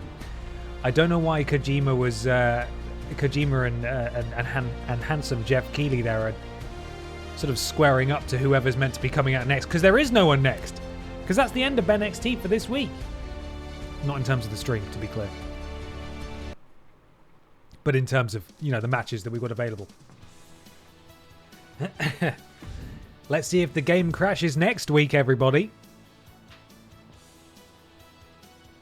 And what, I swear to God, if it's Pippa versus Ann Horse again, it seems everyone wants a piece of Ben Potter.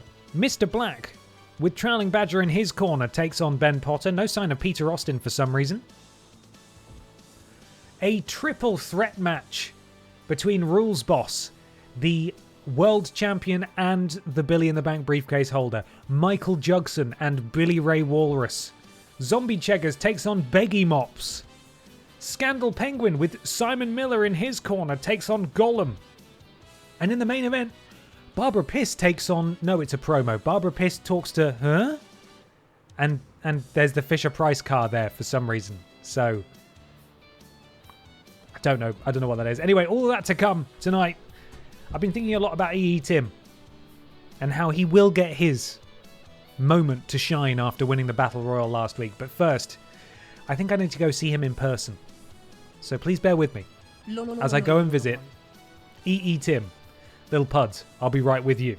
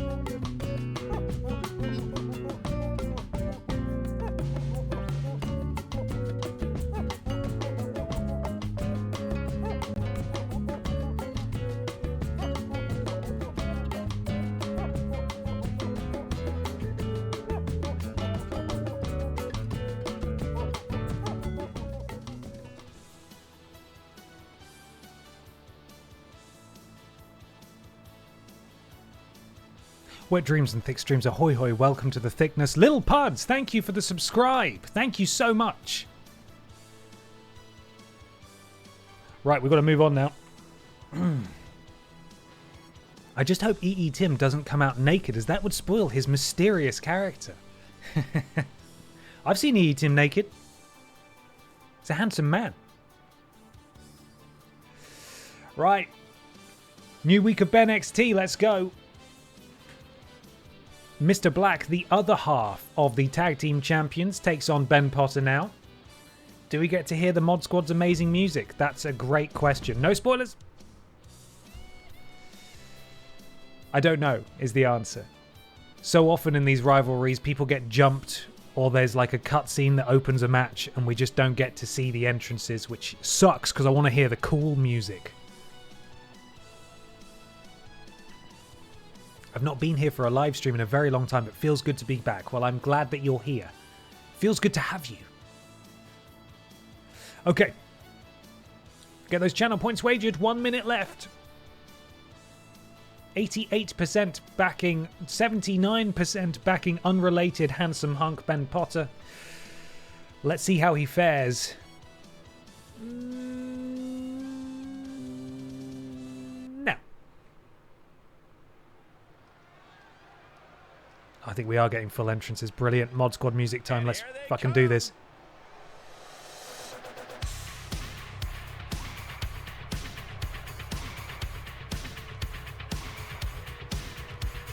Oh, there are those fucking tag belts we've been looking for. Been wondering where those got to. Unbelievable.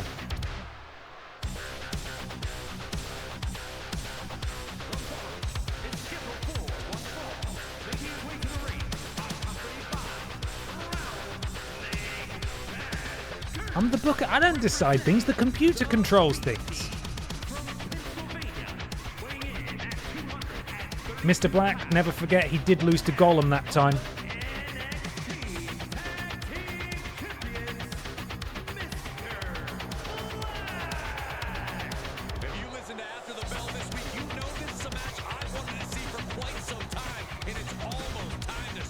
There are our BENXT Tag Team Champions, but he's got a tough matchup tonight. I don't know if Ben's actually lost a match yet. Do we have the stats on that?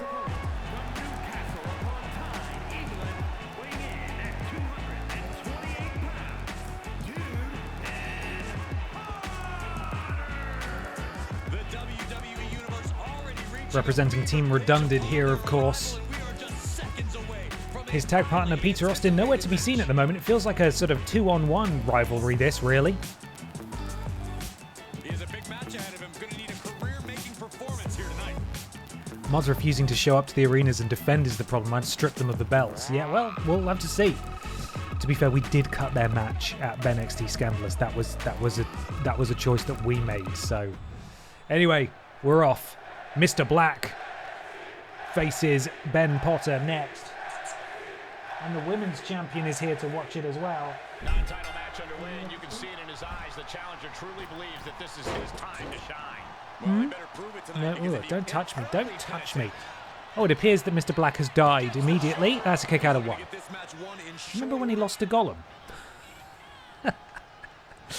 Ben sending Mr. Black into the corner. Clubbing blow to the face. Another elbow. Sends him down to the ground.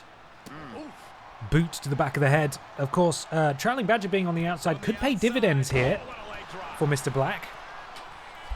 Having a manager out there, you can provide a distraction if you choose to do so. You can see that bar next to Mr. Black's HUD in the bottom left that says Trailing Badger. Oh, look at that. Beautiful. If Trailing Badger is a menace at ringside and decides to distract the referee or anything like that, that bar will fill. And once it's filled, he will be ejected from ringside. Won't he, Pippa? Yes, he will. Ben Potter has lost once to Trailing Badger and once to Scandal Penguin. Oh, there we go. He's got to fight his way back into this. Raining down blows. Oh my goodness, he's busted open the tag champ. Has Ben Potter, and now he's going up top. Bloody hell. Ben, slow down a bit. Oh my god, he did a little trick in midair. This guy's been playing Tony Hawk's. Tonky Hanks. Oh, and then a springboard leg drop as well for good measure, and Ben... Oh, he's being distracted there by Trailing Badger. You can see that bar start to fill, but I think this would normally be when the other person would be able to take advantage. I think... but he's taken too long. Mr. Black took too long to get to his feet. And Ben is still in control here as he goes behind. German suplex. And I think this is going to be the ripcord. No, we're going for another German suplex. I believe it's a triple German suplex here to Mr. Black. And Ben has his finisher. He can't be looking to go for the piss warm stunner already, can he? No, he's just doing some... Oh, look at that little bit of a dusty special there. Picks up Mr. Black. Oh, I thought he was going for the stunner there, but he didn't. Repeated elbows to the back of the head. He just will not stop raining down offense on Mr. Black. Ducks behind. Oh, sort of like a mandible claw choke slam in a sense there. Oh, and Mr. Black says he's had enough. This is the first bit of offense we've seen Mr. Black have so far. Can he parlay it into something significant here? He can't be going for the cover already. No, he's not. He drops that elbow. Mr. Black taunting. He's feeling it. He's coming alive. Mr. Black has his finisher for some reason. Not really sure how he's done that. Ben sent into the cover. Oh, and a massive clothesline. Turns Ben inside out. Could this be a sudden reversal of fate? 1, 2. Oh, and a kick out at 2 by Ben Potter. Mr. Black able to hit that finisher very early on, considering the amount of offense he's actually got in. And Ben able to escape. Ben still has his finisher. I am in the way. There it is. And if Ben could hit that, it might be all over. But Mr. Black looking to maintain this momentum here as he sends Ben tumbling to the outside. Trailing Badger loving this. Absolutely loving this. Hello, the Firewall. How you doing? Oh, and just a huge double axe handle from the top rope to the outside. Drops Ben. Stamp to the hand. 3 times from Mr. Black, who will be looking to send Ben back inside, you'd have thought. Oh, combination right hands counter from Ben now. Knee to the ribs, up to a count of 6 on the outside. These guys need to be back in or they will be counted out. And I believe the referee, standing where he did, prevented Mr. Black from coming inside. Count of 7 now. Right hand stuns Ben, who is now, absolutely awake and ready to go for Mr. Black to come back in. Electric chair drop from Ben Potter, representing Team Redundant. And Trowling Badger again providing a distraction on the outside. The referee's going to have to eject this man soon. He has filled the naughty bar, as we call it. And what's Mr. Black doing here? Powerbomb position. Drops Ben Potter, who tactically escapes to the outside. Manager has been ejected. Trowling Badger has been sent away. He has been too naughty. The referee has sent Trowling Badger away from ringside. And now it's just Ben and Mr. Black. Ben, beautiful Fisherman Buster into the cover. This could be it right here. Kick out at 2. Mr. Black still in this. Trowling Badger ejected for being too unruly at ringside. Ben now continuing the offense. Big boot. Drops one half of the tag team champions. Ben, what's he looking for here? Bit of power on his own. Of his own, I should say, sorry. Oh, running power slam. Mr. Black down. Ben still has this finisher. He seems to have sort of maybe forgotten about it. This is what I was talking about, in that the AI really does struggle sometimes in actually using the moves they've got available. Ben decides better of it. Jumps down. Is that fuck that? Nope. Oh, okay. We're doing a leaping leg drop again. Ben, what's he looking to do? He's not really sure himself. Not really sure himself. Oh, and I think we're going for a submission here, but he's been turned directly into the rope, so that's probably going to be a rope break. Surely he won't tap out. No, Ben decides to let go. And it really is all in Ben Potter's court here. He has a signature, and he has 2 finishers stored as well. This could be it. It's a stunner. And that surely spells the end. Surely spells the end for Mr. Black here, who has now not only lost to Gollum, but has also lost. No! He kicked out. They played the music too early. He somehow kicked out. I thought that was it. I thought that was surely it. Mr. Black has managed to kick out Ben. I don't know how he used his physical wizardry there to slide along the air, but he still managed to connect with that leaping senton. And now I think Ben's going to go for his second stunner, and he's done it. Mr. Black looking strong in defeat. You've got to applaud that. He did kick out of a stunner, but Ben overcomes the odds, and Team Redundant move even further up in this feud against the tag team champions. Not even the presence of Trowling Badger at ringside was enough. Team Redundant stand tall, or should I say Ben Potter. Peter Austin, notable by his absence here. Should we be concerned? Are there problems in Team Redundant? We'll have to see as BENXT continues, for this week at least. Ben Potter with a fairly decisive victory. I was invested in that comeback. I know. Mr. Black really looked like he was back in it there. I'm having a great night of gambling. 14 to 30k channel points. Congratulations, Adam. A reminder, don't gamble in real life. Gambling is bad. We're in a safe space where you can play with pretend Monopoly money. And the stakes are less than minimal.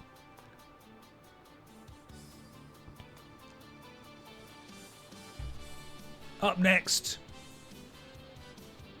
we have a lovely triple threat.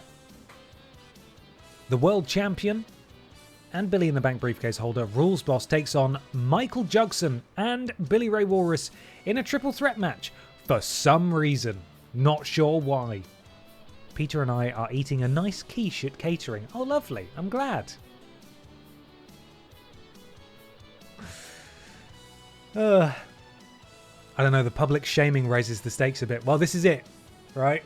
If you lose, you do go on the board of shame at the top of the screen, unless it's a match like this, which involves 3 or more participants, in which case it cannot be displayed on screen. So if you lose here, no one's going to know. But I will know. And I will shame you. Okay, who's going to win? Rules Boss, Jugson, or Walrus? It could go either way. Jugson, of course, fresh off a victory in his feud over Brian Butterfield. Billy Ray Walrus, unsuccessful last week. He's been on a bit of a downward spiral recently. This could be the perfect opportunity for him to bounce back.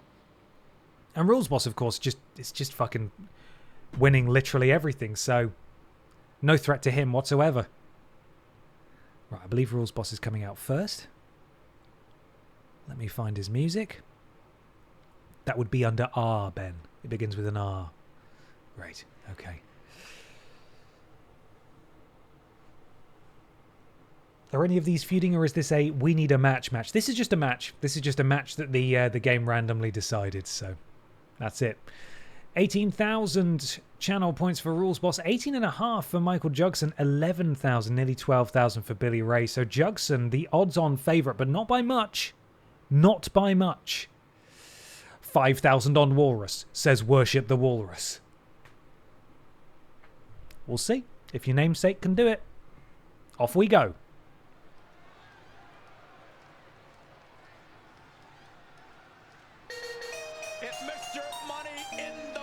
It's actually Billy in the bank.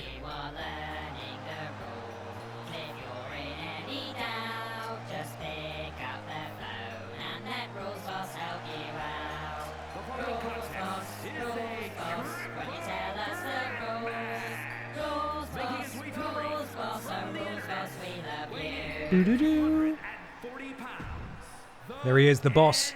He is holding all the gold. He is, as they say, dripped from head to toe. And by toe, I mean he has no shoes on, but it doesn't matter. He's still dripping.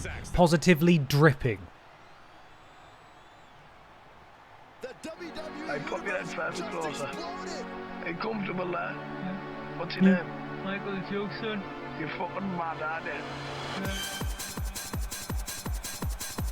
What have you had for your teeth? Garlic and chili. So, like, good worth of garlic. I got extra 50 worth of garlic.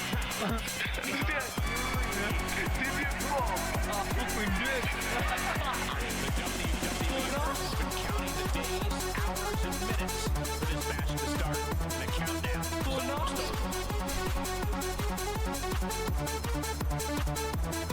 Garlic and chili.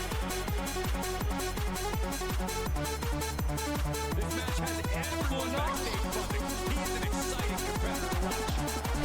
Yeah, I've been told you're the fucking best on a fucking pedal bike at doing stunts and that. I fucking did. No, you're the best at fucking pulling stunts on your pedal bike. Well, I haven't been doing stuff. What I love about that theme is that it's perfectly timed so that we can listen to the whole thing. And of course, Billy Ray.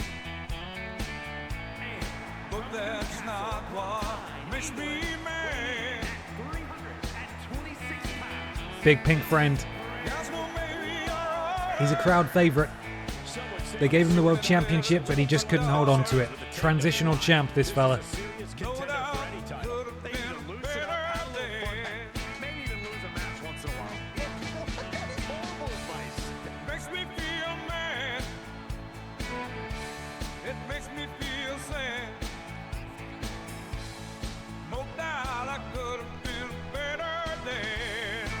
No doubt, I could have been a better dad.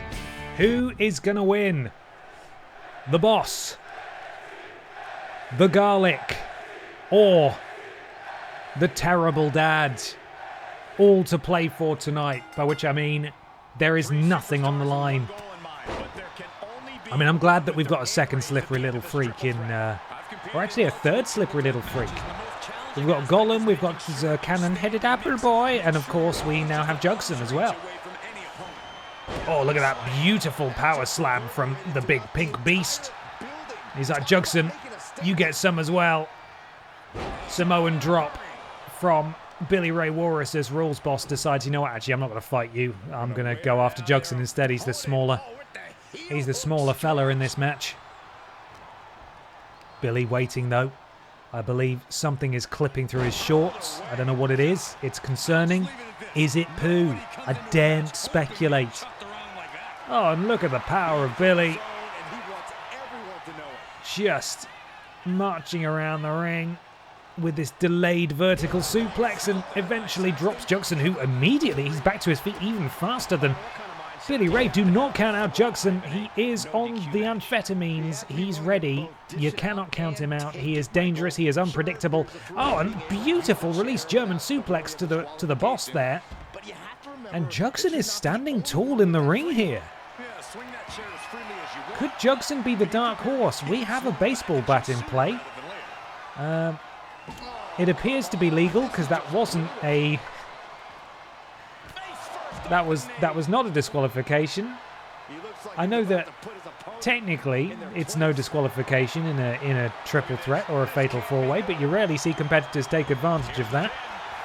Judson, perhaps a little too high there, perhaps a bit too much garlic this evening. Trying to pin Billy Ray Walrus outside the ring, which of course does not work, so. Unfortunately. Oh, he drops over the baseball bat there, bloody hell. Garlic and chips is his pre-workout. If I ever got two dogs, I think I'd call them garlic and chips. One of them's called garlic and the other one's called and chips. What's going to happen now? Ow! Oh, looks like that really got him there.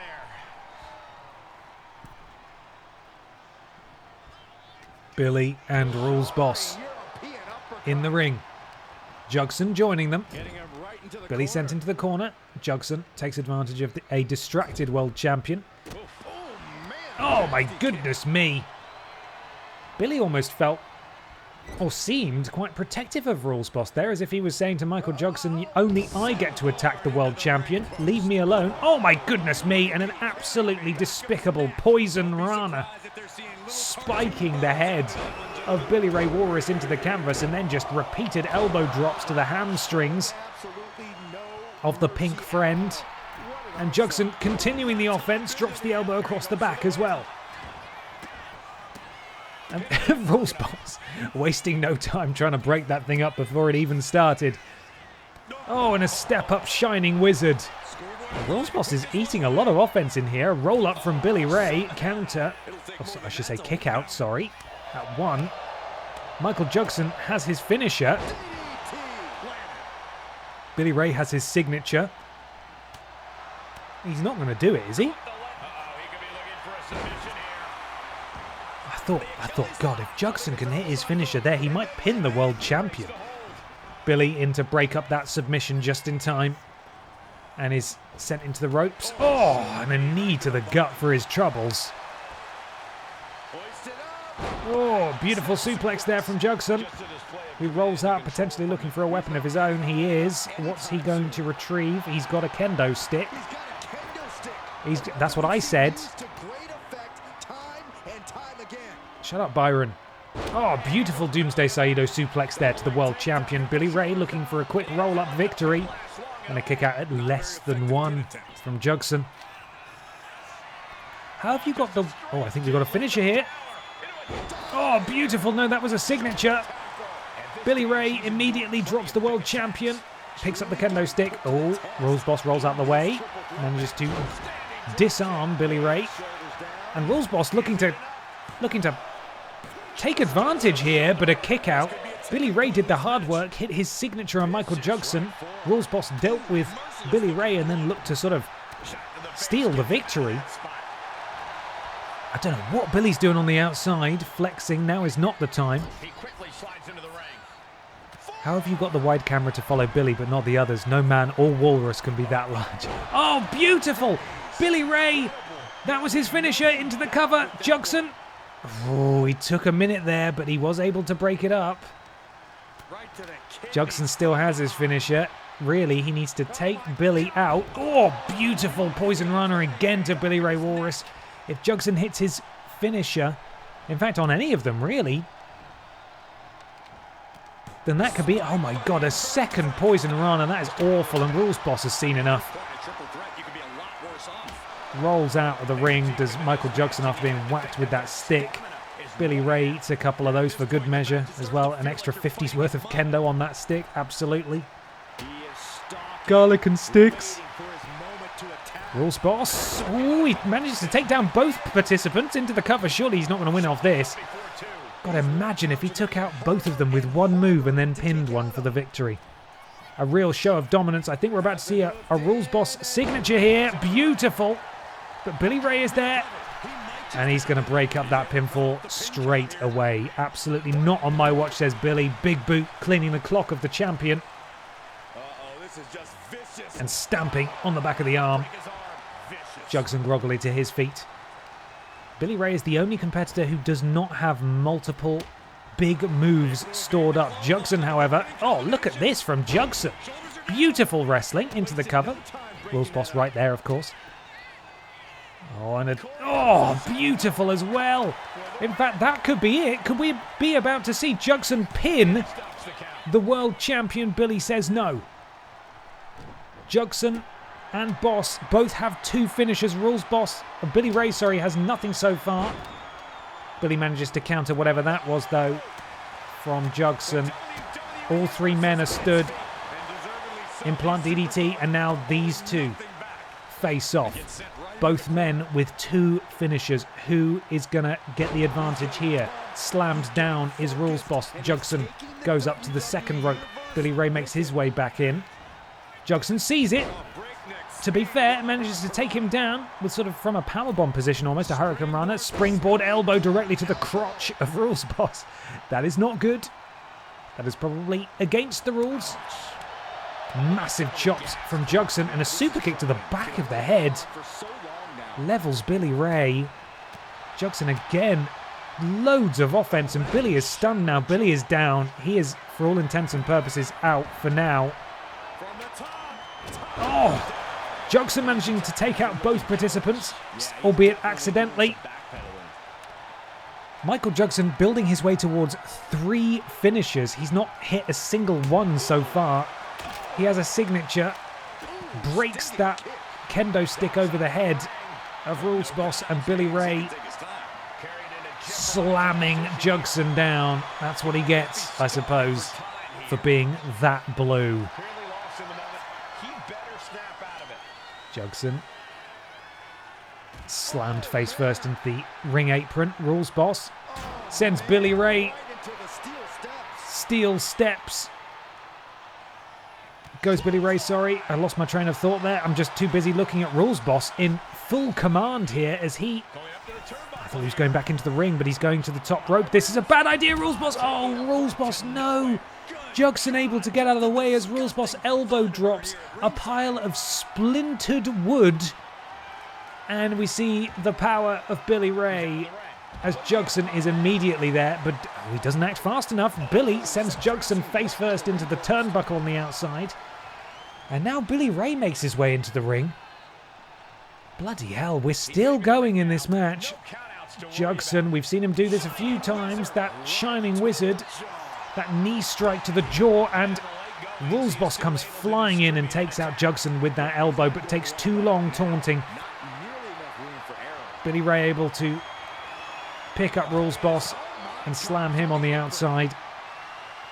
What's Jugson looking for now? He's got a chair. Billy! Oh, goodness me. Leveled with that steel chair, and now to Rules Boss as well. Jugson is feeling confident. If he gets the winner's purse tonight, he's going to be able to get at least an extra 10,000's worth of garlic. And quite frankly, I don't want to know what a Michael Jugson that's had an extra 10,000's worth of garlic looks like. I don't want to know. It's too much garlic. He'll be unstoppable. He'll be like Thanos with the Infinity Gauntlet. But it's garlic sauce. Oh my goodness me, huge pump kick from Jugson to the world champion. And I think what we're learning here is that even if he's not successful in this match, Jugson absolutely deserves to exist on the main event stage of BENXT. He has 100% held his own in this match so far. Oh, and a counter from Jugson. Billy took a bit too long. We've got Rules Boss there. Pippin, you need to watch this match. You need to watch this. Jugson in the ring. Rules Boss follows. Jugson has 3 finishers. Rules Boss able to spin over, and a DDT plants Jugson. Spins him round. I really believe that was probably Rules Boss's only opportunity in this match while Billy's on the outside, but Billy is back in. Can he break it up in time? He does. He manages to break it up. It looked like Rules Boss was about to get a submission victory there over Jugson. But Walrus able to break it up just in time. Billy Ray does now have his finisher. I'd like to point out all three men equally damaged. Oh, Jugson wrestling the kendo stick out of... Oh, my goodness me. Out of Rules Boss's head. Oh, bloody hell, he's flying all over the place. This is it. This is that sort of slippery little freak energy that I was talking about. You really can't count him out. Where are you going, Pippa? Pippa, now's not the time. I'm live on television. Oh, counter from Michael Jugson, who again is going to that well. Pippa, watch out. Watch out, bud. Billy Ray. Oh my goodness, Billy's not going to do it, is he? Is he gonna manage to grab victory from the jaws of defeat? It at no point looked like Billy Ray was going to win, but Billy has managed to pull it out of the bag. Billy Ray Walrus victorious in this absolutely incredible triple threat match between Michael Jugson, Rules Boss, and Billy Ray Walrus. Absolutely incredible here. Michael Jugson could have hit any of those three finishes at any point, so could Rules Boss. Neither man could pull the trigger. The important thing to remember, though, of course, is that the world champion was not pinned in this match. If we saw the world champion pinned, if Rules Boss was the one who tapped out or had his shoulders pinned to the mat to finish this match, then whoever did it would surely be in line for a world championship opportunity.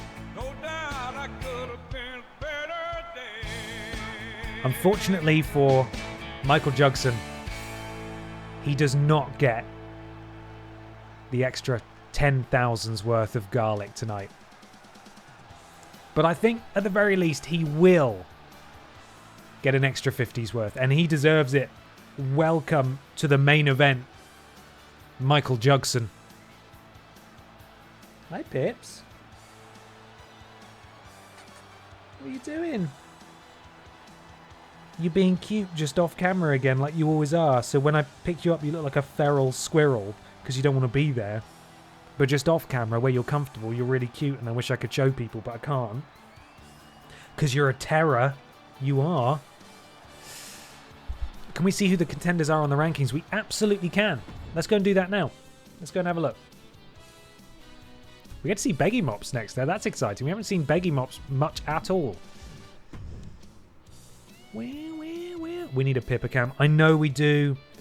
But as I've spoken about before, Pippa Cam would be a camera pointed at my groin. And I don't know how I feel about that. You know what? I do. I do know how I feel about that. I'm uncomfortable with it.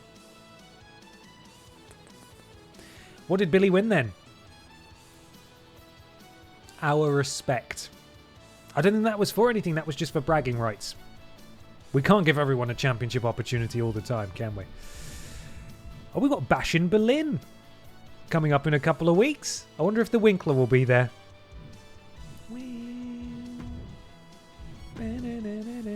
Now, will you stop wagging? There is absolutely nothing for you to wag your tail about.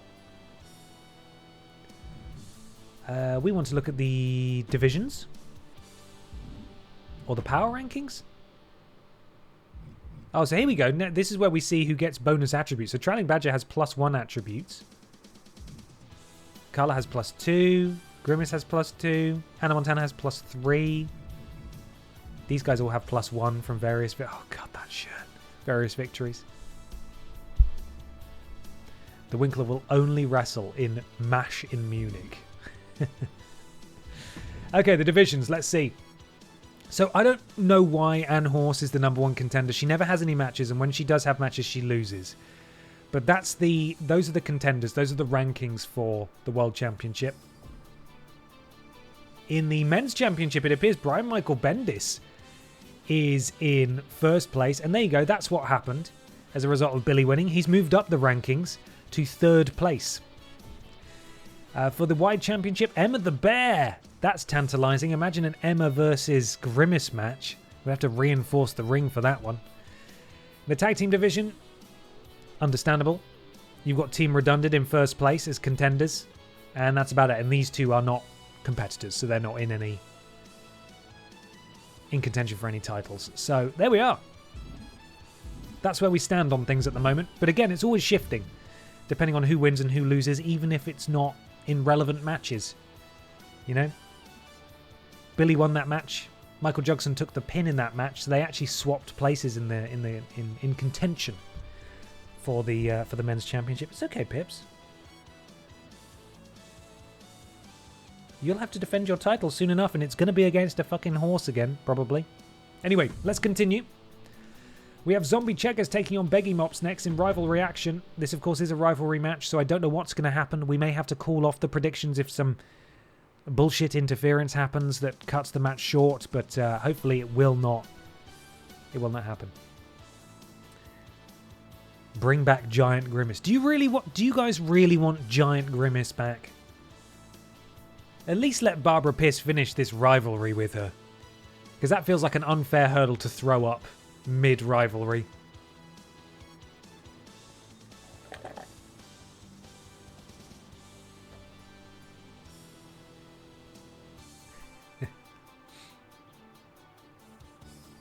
Cheggers looks like Mark Ruffalo as the Hulk. Do all roster members have to be assigned to a division, or is that determined randomly by the computer? Do people get promoted from wide to worlds? No, they don't. So I manually decide which division people are in, which I have done, and then their placement within that is then decided based on performance. So they have been manually placed where they are. Okay, Cheggers versus Beggy Mops up next. Here we go.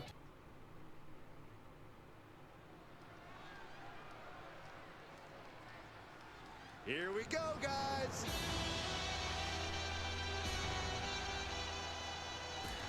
I want to see Giant Grimace versus Giant Babs. I mean, we could do that if you guys want.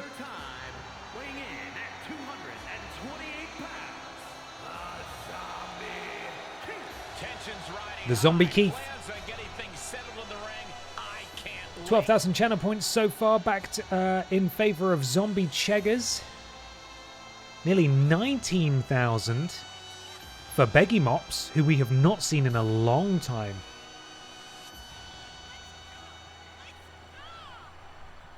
Let's see him. Let's get acquainted with our good friend Beggy Mops. Oh yeah, I am pumped for this guy.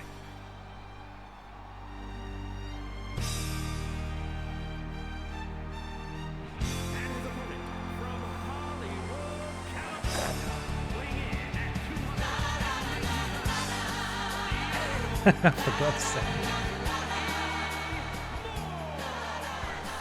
Haven't heard this for a while. The electricity in the arena right now is unlike anything I've ever felt in quite some time. This match is gonna be good. If we make Babs and Grimace giants, the game will automatically make Pippa fight them every week. That is true, isn't it, Pips? Isn't it? It's true. And we don't want that. We want our little Pippa to live. We do. We want you to live. You're going to be 3 this year. Yeah. He's your American... He's everyone's American Idol. Is Beggy Mops. Of course, Beggy Mops, an alumni of an episode of Worst Games Ever, where we played Pop Idol. And that is the guy that we made. He's a hero. Tell me about this guy, Corey. Massive. Beggy Mops is huge. Why is Beggy Mops so tall? Uh-oh. He is too frustrated. I recognise that. Oh, we're getting a spoiler. I recognise that purple bar. Beggy Mops is, in fact, a giant. You wanted a giant, you've got one. Zombie Checkers probably will not be able to lift Beggy Mops up. I'm really sorry to say it, but we might have to nerf Beggy Mops. Getting carried to a vulnerable position here. He's massive. Why is he a giant? Why has he done that? Cheggers now looking to get some offense in. Oh yeah, Beggy Mops is absolutely a giant. That's a reaction that only giants have. This is why you can't beat them in this game. Or at least that's why CPUs can't beat them, because they keep going for moves that the giants just go, absolutely not, you can't hit me with that. And then they just get destroyed. There's nothing that Cheggers can do to win this match. And if Cheggers does somehow win, I will donate £10 to the RSPCA. And if Cheggers doesn't win this match, I will take £10 from the RSPCA. Very big mops. He is. He's huge mops, quite frankly. This man is gargantuan. Why has he got... He even climbs over the top rope. Beggy Mops is just a little dude. He's just a small guy. There's a reason he's not been on programming. It's because everyone's afraid of him and they're using politics backstage to stop him from getting any matches because they know that if he was in regular contention, he'd win all the time. He's a certified small boy, exactly. Certified small boy. Look at that. Cheggers desperately attempting to get a move in there. Beggy Mops is like, no. And now it's my turn again, I'm afraid. I should have said we've had a pip down, by the way. There's been a terrible accident. We've had a pip down.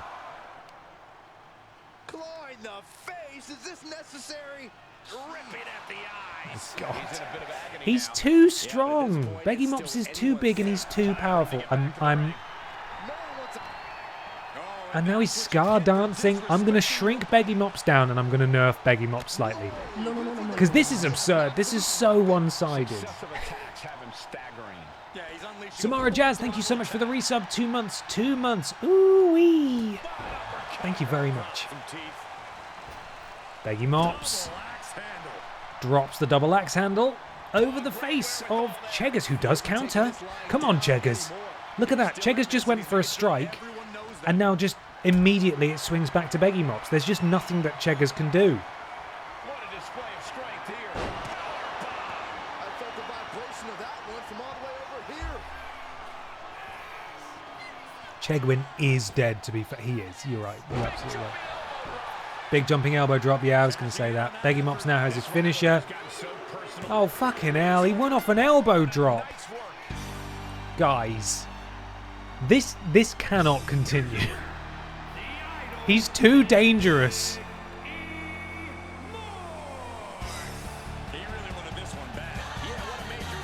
He's too dangerous to be left alive. We need to kill him.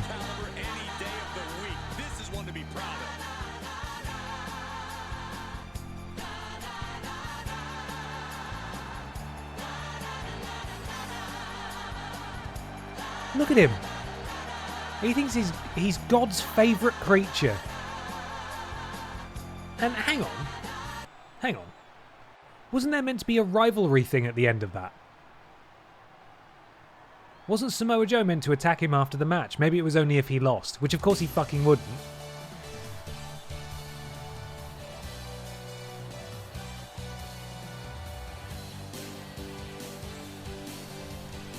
Bunk2Z44, thank you so much for the raid. Welcome, raiders. How you doing? Did you have a lovely stream? I'm a little bit drunk, my friends. It's fine. I'll have my dinner after this. We'll be okay. Hello, raiders. Thank you so much for the raid. Oh, bye, Pippa. Thank you for the raid, guys. Got into my GM. Oh, lovely. So many numbers in there, man. As soon as they start telling me about wrestler wages, I'm like, my brain just leaves. But it's looking like it's getting better every year. Xavier Woods is seeing to that, of course, but I'm glad. I'm glad you had a lovely time. Ben, help. I'm a silly American. Who is Keith Chegwin, and why does it matter that he's dead? I don't know how to explain Keith Chegwin. Let's read from his Wikipedia article.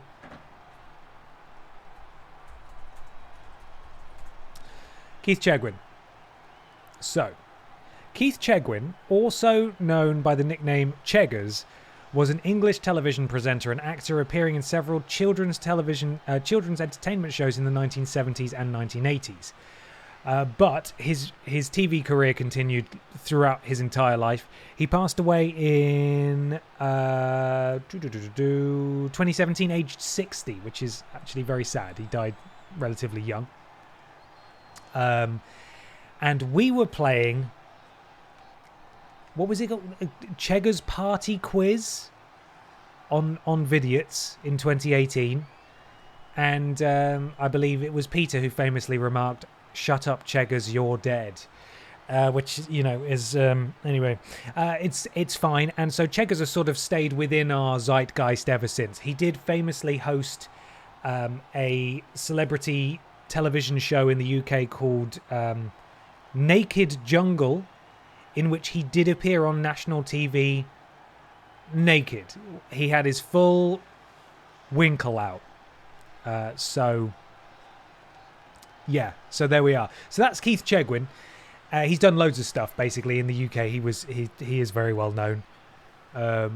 Sorry, I missed your message, Trailing Badger. Yes, we are happy to let the prediction stand. None of us were to know going in that Keith Chegwin was Beggy Mops, sorry, was a giant. Keith Chegwin quite the opposite. And so now we have to we do have to nerf him. We have to nerf Beggy Mops. He's too powerful. He's too powerful. And then when we come back, it's Scandal Penguin versus Simon Miller. We love that. Congratulations. Not to Himble. Not to Numb Butt the Goblin. Not to Silent Cobb. Definitely not to Ye Olde Mark. Certainly not to Slightly Fudge. Imagine being Twilight Zone Alice. Addy? Pff, more like Subtracty. Now undefined? No way. Pup Wheelie? Come on, I'm seeing a lot of the same names here that I read out earlier. Denim Renol. It's been cut off. Z, potentially is how that ends. Disgraceful. Come on. Is Sergeant Pachiti a giant? I don't think so. I think we've established that we don't want to have giants because when you're having CPU versus CPU matches, the giants always win. They just cannot be toppled. Why is Gollum in Scandal Penguin's corner? I think it's because Gollum is in a rivalry currently with Simon Miller. So he's either going to accompany Simon Miller's opponent or he's going to interfere in the match somehow. I'm not entirely sure. So let's go and try not to crash the game again for a fifth time today. Why is Beggy Mops a super heavyweight? Come on. Crazy. So this guy needs to be nerfed slightly. Fucking hell, look what he's got going on under that jumper. He's a little guy. He's a little guy. 5'5". 5'5", 190. 180, 190. Just as I said. Ben, you're forgetting what Beggy Mops has done for the music. I'm not. Even so. We can still make him a powerhouse so he does crazy powerful moves. Right, so hopefully now Beggy Mops is a bit more true to life. By which I mean Pop Idol, the video game. From the death section of Chegger's Wikipedia page opens with, in a 2001 interview, Chegwin said he smoked 60 cigarettes a day and was a recovering alcoholic. I'm going to edit it to, in a 2001 interview, Cheggers outed himself as a legend. My God. Anyway, Keith Chegwin is no longer... No, stop saying Keith Chegwin. We're not talking about Cheggers right now. We're talking about Beggy Mops, the musical genius. Beggy Mops is no longer a giant, and that's the important thing. Okay, up next, we have Scandal Penguin taking on Simon Miller. There is some rivalry stuff going on here. I will not spoil it. Who's going to win? Miller or Penguin? Penguin has... Not to skew the vote, but Penguin's not had a great time winning matches. Shut up about Cheggers, he's dead. That's true. It's very true. Mops Begwin. Channel predictions coming your way momentarily. Where are we? Try and find Scandal Penguin's music. There it is. Here we go. Penguin versus Miller, 1-on-1. Up next, I'm sure no bollocks will happen. We are about to see something good. The following contest is Oh, I do love when they're alphabetically near each other in my list of music. representing the fabulous Freebirds from the North Pole. There they are. Predictions now live. No bollocks guaranteed. There he is. There's that little freak. Gollum's just following him down.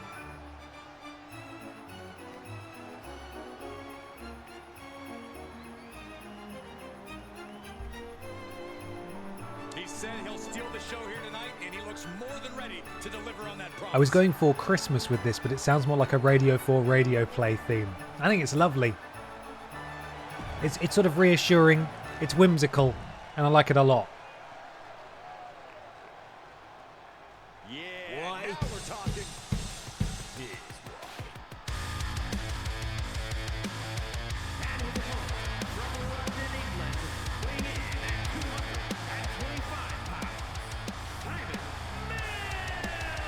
Gollum just looks sad since losing his precious. Will he ever get a rematch? Well, we'll see. We'll see what the cards have in store for Gollum. I think he's still quite high in the rankings. It could just happen. If he comes out on top in this feud with Miller, he'll definitely go up the rankings. Why does Scandal Penguin actually look so good? Well, it's because I wanted Scandal Penguin in here and I couldn't find Scandal Penguin. So I think I just searched Penguin, and that's someone's penguin that they made. And then I just customized them. So I think all I did really was change his name information to be Scandal Penguin, but he was someone else's like really cool penguin character that they made. So that's why. Basically, if I could cut any corners, I would, you know. A lot of the wrestlers that I've made are either ones that wrestle in suits, which is very simple, or they're ones who I could download other famous versions of and then just customize. Penguins just look great in 2K games. There you are. Scandal Penguin in 2K24 was my favourite one I made. Oh, amazing. STO, I think you mean a little bit of Monica, right? SmackDown, here comes the Pain fans. Where are you? Are you here? Scandal Penguin. Oh, Gollum's already made a bit of a stink on the outside. You can see that bar starting to fill. Gollum could be ejected from ringside if he keeps up this naughty, naughty behaviour. Penguin looking to fly. And he's bloody done it. Flightless bird my ass. I'll say it every week if I have to. Scandal Penguin getting a lot of screen time, but hey, every wrestling promotion needs someone who's going to lose. And Scandal Penguin just so happens to be really good at it. But you wouldn't think that so far. He's absolutely standing his own here. Holding his own, I should say. Standing tall. Let's just combine all the idioms. He's really punching his ticket above his weight here against Simon Miller, although Simon now back in control.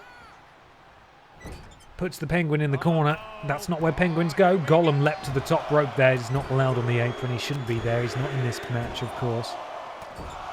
Right hands raining down on the hood and the beak of Scandal Penguin. Just never had a chance to block any of those. Miller in his custom gear, which we painstakingly created for him.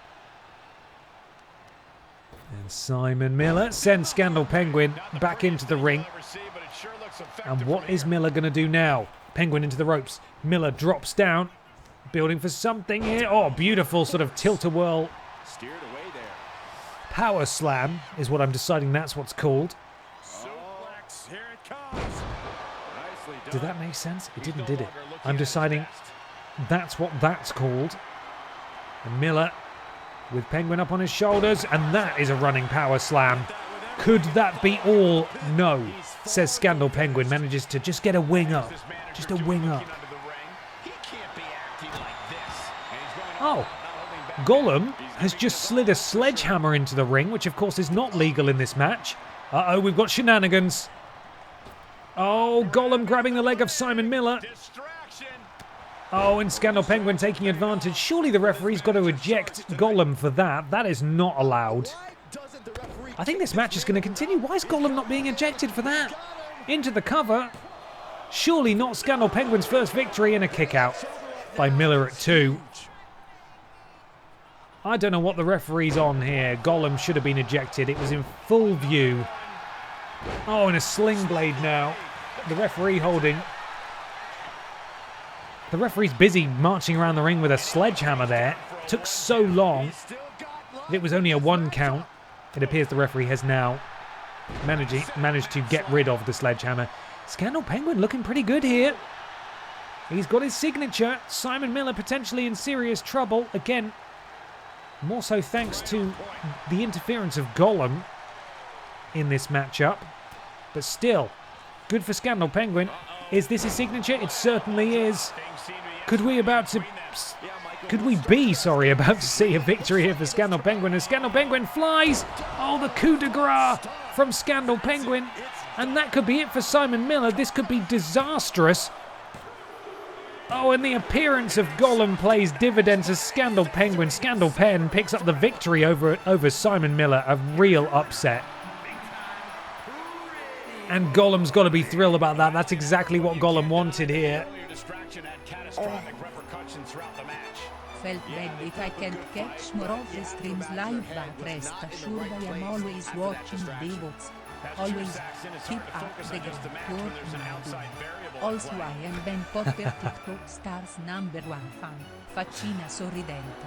Samara Jazz, thank you so much for the donation. That's really kind, and I appreciate the kind words. I'm glad you're a proud VOD squadder. I know you're watching. I know you guys are watching on the VODs. Thank you very much. That means a lot. And yes, I am on TikTok. I am on TikTok. Thank you very much, Samara Jazz. I appreciate it. Well, I didn't think that would happen. Momentum has swung right back to 50-50 here, as Scandal Penguin with Gollum providing the timely distraction manages to overcome Simon Miller here tonight. Now, I don't know what we're predicting here. In fact, we're not predicting because it's a promo. So we'll just have to see what happens. This is part of the rivalry, of course, between Barbara Pis and Grimace. If an actual match does start, then I will pause it and we will do some predictions, but I don't think that's actually going to happen. So let's just see what happens. I suppose. Babs is just calling out anything big and purple. Be fucking careful, Babs. There's a lot of big purple and pink things in BENXT. Oh, looks like we get an entrance at least. Yes! A full entrance finally for Barbara Pis! Oh god, it's been ages.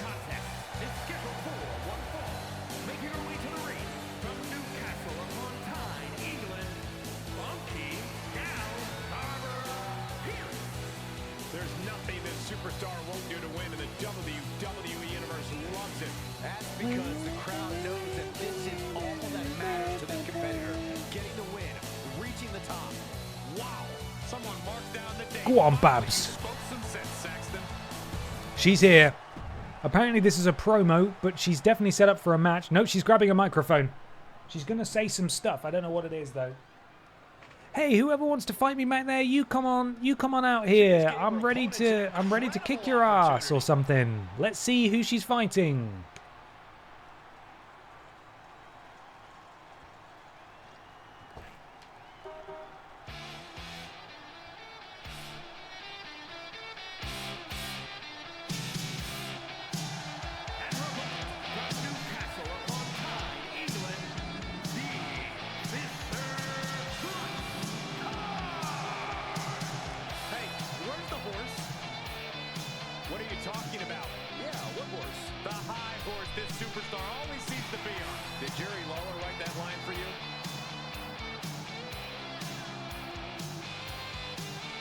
Hello, Deadeye Minis. Welcome.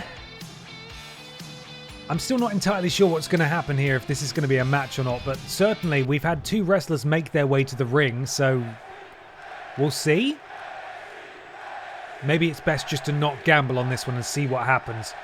Barbara Pis takes on the Fisher-Price car now. Oh, and it's a pretty disastrous beginning for both of them. Fisher-Price car coming out on top in that particularly fucked up opening gambit there from both participants. Fisher-Price car in control, grabs the hair of Barbara Pis. Oh, and just sort of garroting. Oh no, and wrestling her back down to the mat now into a submission hold. Fisher-Price car has Barbara Pis all bent up in the axle there, but Barbara able to escape. Back to her feet. Huge height advantage for Barbara Pis here, which I was not expecting. Fisher-Price car, a couple of feet shorter. In the corner, has to find a way out of there. Knee strike. The bell rang. Well, the fact that it lists it as a promo leads me to believe this is ending in shenanigans, so let's play it safe here. Fisher-Price car, huge running face wash there of Barbara Pis, and then just sends her over the top rope with a big boot. Fisher-Price taking a moment to bask in the glory of being in the main event of BENXT here. Oh, and then just throws herself over the top rope, but Barbara saw it coming. Managing to get out of the way. Misfit Dad, what are you doing? You've got to save those channel points. You've got to gamble them all. Oh. Barbara not able to escape. Oh. The boot to the gut. Oh, and a massive crossbody finds its mark as Fisher-Price car goes for the cover. Oh, and a kick out from Barbara. Is this the weakest Barbara? I'm not sure, you know. I think this is a really strong, very stable, very capable Barbara Pis. But she's just not been able to get going in BENXT. She simply hasn't. Stomp to the gut, precisely. Barbara still fighting from underneath here. Knee strike to Barbara Pis. Fisher-Price car now has her signature. A bit concerning here. Oh, and a counter from Babs, which means Babs now gets that signature. And Barbara is back on the offense here. Could we be looking? Oh, we could be going straight for the Jinkle Jam. We are. Barbara wasting no time. She heard you. She heard you criticizing her. We're going for a Jinkle Jam here. Deep intake of breath. And a massive kick right to the tailpipe there of the Fisher-Price car. Is Barbara done? Barbara has her finisher. But she decides to go for the cover here just in case that's enough. Oh, and a kick out at 2 from the Fisher-Price car. A little bit optimistic, probably, quite frankly. As Barbara has had 0 offense in this match, just able to get a timely counter in to steal the signature of Fisher-Price car. And now, what is Barbara looking to do here? Big back body drop onto the hardest part of the ring there. That's where the steel support struts go all the way round, of course. You do not want to be dropped onto that. And now big Barbie Pis in control. Sends the Fisher-Price car careening back into the ring. Barbara quickly to the top rope. What's she looking to go for here? Elbow drop to the spine. Sorry, to the axle of Fisher-Price car. And a counter from the car. Beep beep. The Fisher-Price car is back in control. Boot to the face, I think. We can't really see because the referee is fully in the way. But Fisher-Price car looking good. Looking good in this match. Boot to the spine. As Barbara desperately rolls to the ropes for some sort of reprieve here, but Fisher-Price car says no. Sends Barbara to the outside. Oh God, what's she looking to do here? Fisher-Price car up to at least 60 miles an hour. Drop kick through the middle rope. Takes out Barbara Pis. Idea for a rivalry, Peter versus the Fisher-Price car. That's a great shout. We should do that. Remind me of that next time we reset the rivalries. Barbara straight back to her feet. But Fisher-Price car is straight there. Fisher-Price car with an answer for everything that Barbara's done so far. Boot to the midsection of Barbara. Barbara just can't keep momentum going. Fisher-Price car, I think, has busted Barbara open. This is not looking good for Big Barbie Pis as blood streaks down her face in this match. Oh, and a senton completely misses. This would have been a great opportunity for Barbara to get some offense of her own in here, but she... Oh, there we go. Counter from Barbara. Oh, and a big pump kick to the face of Barbara. Barbara just can't get going. Could we be about to see Barbara just absolutely destroyed in this match here? Into the cover from Fisher-Price car? Surely not. And a kick out at 2, but Fisher-Price car has a finisher and a signature. I'm not feeling good about this one, guys. I'm pretty concerned for Barbara Pis in this match. Oh, and another massive kick. That was her finisher into the cover. I think we're about to see Barbara Pis absolutely demolished here.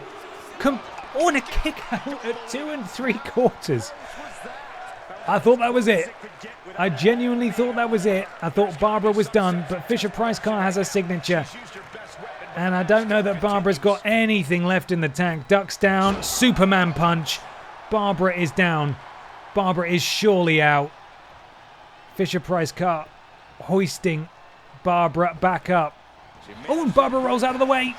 Oh, and she just can't do it. Fisher-Price car just too fast. And Barbara Pis has been absolutely put out to pasture tonight by a fucking car. That is an embarrassing loss. All the flowers in the world to Fisher-Price car. But poor Barbara Pis just could not get going. That is a very unexpected result there. Babs gets hit by a car, indeed. We were meant to have a promo. We've not seen a promo at all. Perhaps this was working under the assumption, of course, that Barbara would be victorious there, but Barbara just couldn't get going. Absolutely couldn't. Every time it looked like she was going to get some offense in, Fisher-Price car able to whip out some lightning fast offense. It was a call-out promo. Yeah, you're right. You're absolutely right. I did forget about that. Grimace nowhere to be seen. Really weird. God, it's a repeat of the last match, actually. Simon Miller losing to Scandal Penguin, even though he's in a feud with Gollum. That made a bit more sense because Gollum was there. This was a rivalry match as well. Barbara Pis is not in a rivalry with Fisher-Price car, but Grimace was nowhere to be seen. Bizarre. 80s Pis, no good. Well, I mean, I don't know what to tell you, but someone did actually make, painstakingly, Barbara Pis from WWE 2K25, the one who comes in on a motorbike. We could add Barbara Pis apostrophe 24 to the roster as well. We could have 2 Barbara Pisses in the mix. Time for rebranding. Or this is just 2K25 Barbara Pis. Hear me out. We bring in 2K24 Barbara Pis. In fact, let's go find her right now. We've got time. Let's go bring her in. Biker Babs. I love Glamrock Barbara. I'm glad. Me too. I love Glamrock Barbara too, but she has had a horrible time in BENXT. Not so horrible that I want to get rid of her or change her, but certainly that we could bring in a ringer. We could bring in a second Pis. So let's find her.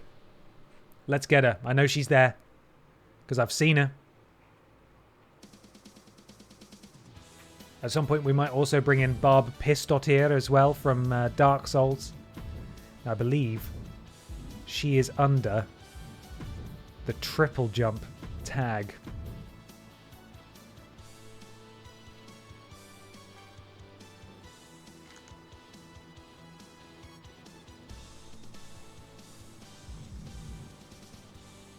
There she is.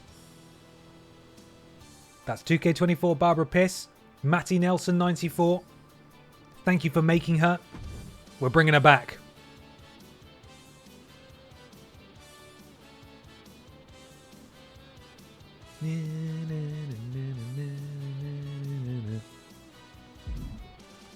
Now, I haven't checked her entrance or anything. It might be something for me to do off stream, but at the very least, I can add her to the roster now. So she's in there. I don't know what her stats are. They might be absurd. Quite frankly, they should be, because it's Barbara fucking Pis. But at the very least, I'll have her be on the same level as Funky Gal Barbara Pis. Participants, let's get a new one in.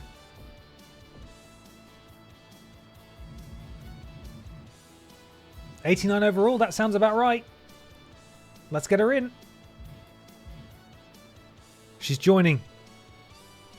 Music needs to either be a play on Kid Rock American Badass or Limp Bizkit Rollin'. Well, BMB already has Limp Bizkit Rollin'. Barbara Pis 24 has always had the original Barbara Pis theme. And we can't change that. We can't do that. See, Barbara's now moved down the rankings in the World Championship contendership, and fucking Ann Horse is back on top. Can we stop? Ann Horse, can you stop, please? Barbara Pis 24 has shot straight to the top. You know what? I'm okay with that. Let's just roll with it. That's fine. Okay. So we now have a new Barbara. We have 2 Barbaras on Wednesday nights. let's move on to the next episode of BENXT, I suppose. We've probably got enough time for another match. Let's see what happens. Only Tesco can stop the horse. Barbara Pis takes on Ashto. Dr. Anal Hill and Silas the Dogboy take on Dave Benson Phillips and Neil Buchanan.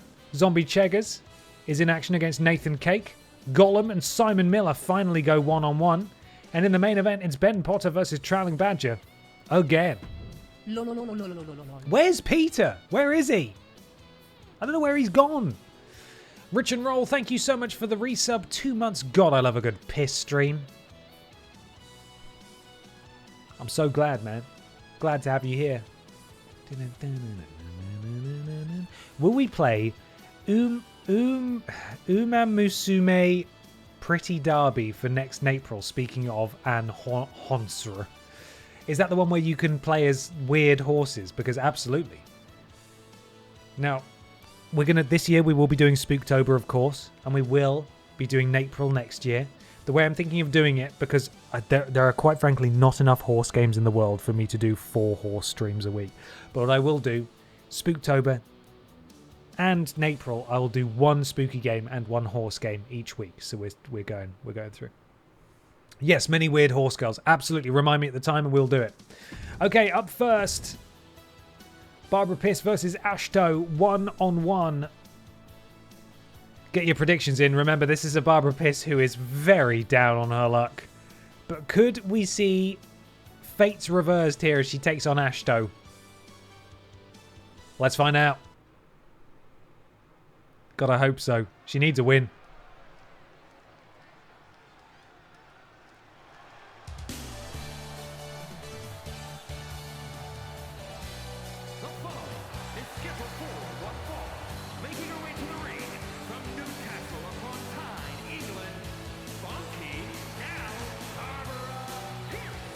Looking out at the countless members of the WWE Universe in attendance, they are all here because of matches like this one.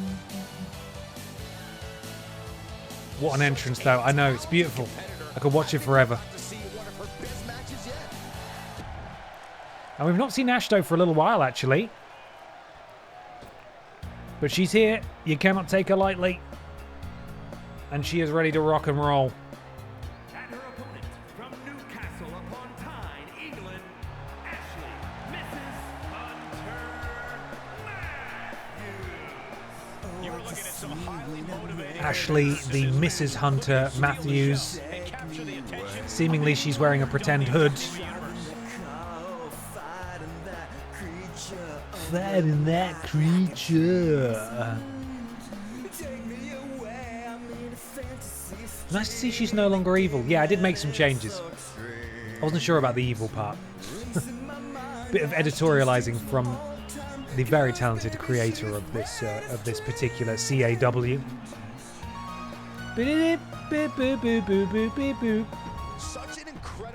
Speaking of Ashton, got to see her last week, along with all of my TripleJump buds. We were seeing off Kieran, because he's heading back to Ireland. In fact, he left yesterday. So we had sort of one last gathering to with him while he was still here, and it was lovely. We had a lovely time. Ashto plants Barbie Pis. Oh my goodness. Dropping bum first into the groin of Barbara Pis there. Ashton, double axe handle to the back of Barbara, and immediately Ashton's still a giant. Why is Ashton still a giant? We changed this. I changed this. Oh God, Barbara's fucked. Barbara's so fucked. Oh, this is bad, man. I fixed this. I changed this. This is the first thing I changed about Ashton. Why is she still a giant? Oh, for crying out loud. Well, I mean, this is exactly what I'm talking about. Look, Barbara just cannot do any... We can't do any offense to any giants. It doesn't work. We're just going to do this forever. Until Ashton gets her way. Oh, we already nerfed Ashto. Why do we need to nerf Ashto a second time? I swear to God, half the time when you make changes and then you save them for use in universe mode, it doesn't actually update in universe mode. Christ alive. You have sabotaged your daughter, Ben. I've done no such thing. We just haven't seen Ashto for a bit, so I assumed when I nerfed her last time it took, but it didn't take. God. Brutal offense.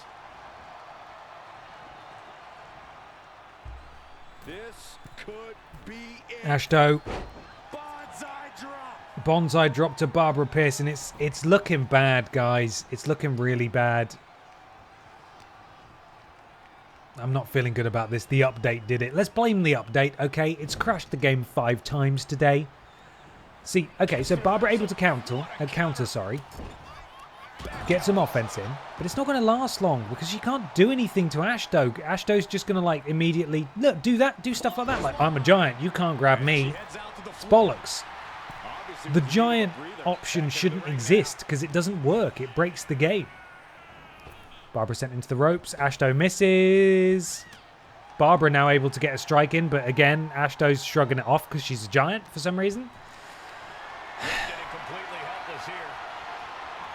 Launching Barbara across the ring. Ashto's taken no damage whatsoever, even though Barbara is actually rated very highly and can lift her up. Samoan drop from Barbara Pis. Barbara picking up a head of steam. Big splash from Barbara Pis. Good stuff, Barbara. Ashto very close to her signature. And what's Barbara looking to do here? Spinning punch takes her down. Barbara now walking Ashto all the way across the ring. Does she have enough time to do this? Yes, she does. Plants her in place. We're going for sort of an Alabama slam here. Beautiful from Barbara Pis. This is what we like to see into the cover. I don't think this is it, but nice try anyway. Count of 1 there. And now Barbara. Knee strike. Barbara has her signature.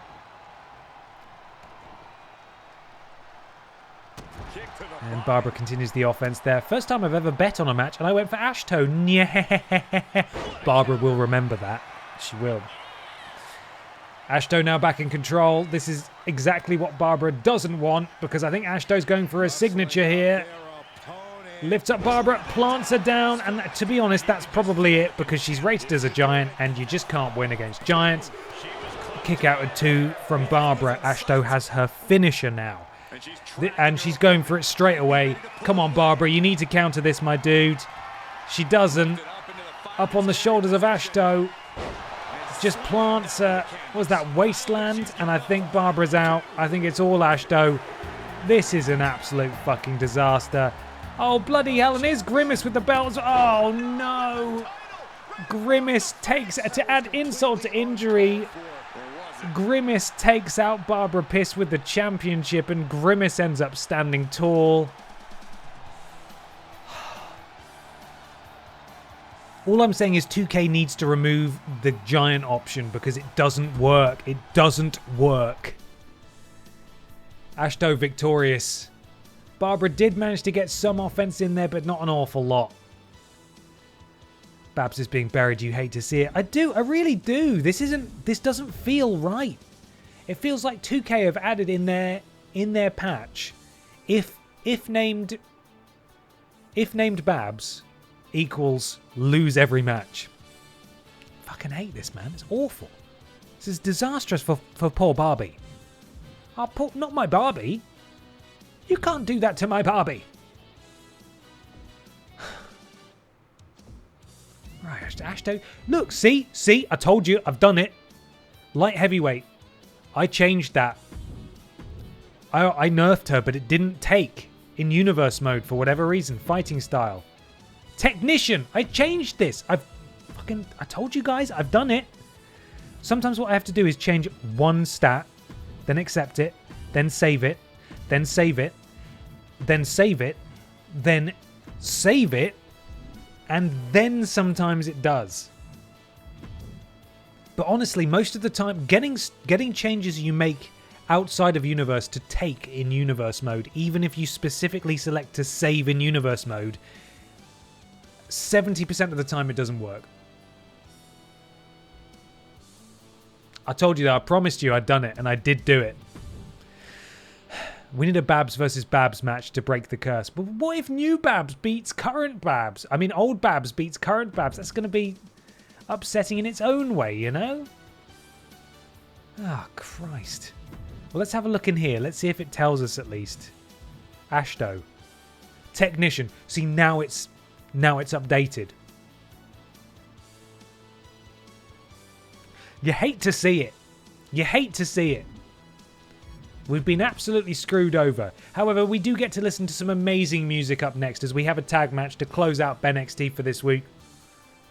The Dark Picture Pals take on beloved kids TV presenters, and that is taking place right fucking now. So get your channel points wagered as soon as the predictions go live. We're going to get some Breaking Ben Cooper coming up. So get ready to rock on. This will all raise our spirits again to close out the stream. Here we go.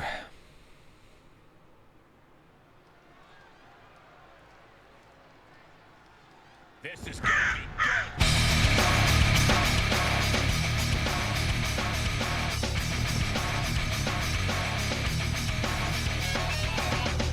In the house of ashes, my demons rise. The devil in me wears a sweet disguise. Do I have time, or is it too late? Have I already decided my fate?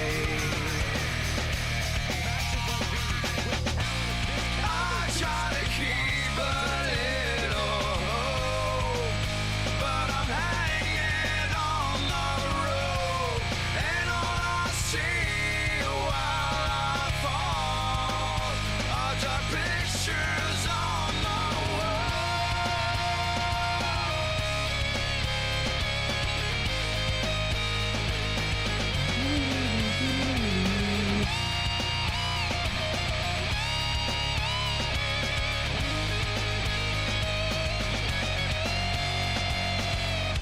Do I have time, or is it too late? Did you show this to Supermassive? I tried, man. I tweeted them.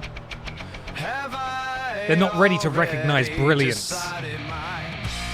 I try to keep a little hope, but I'm hanging on the rope, and all I see while I fall 43% for beloved Kids TV, 57% for Dark Picture Pals. Can these guys continue their momentum against staunch opposition tonight?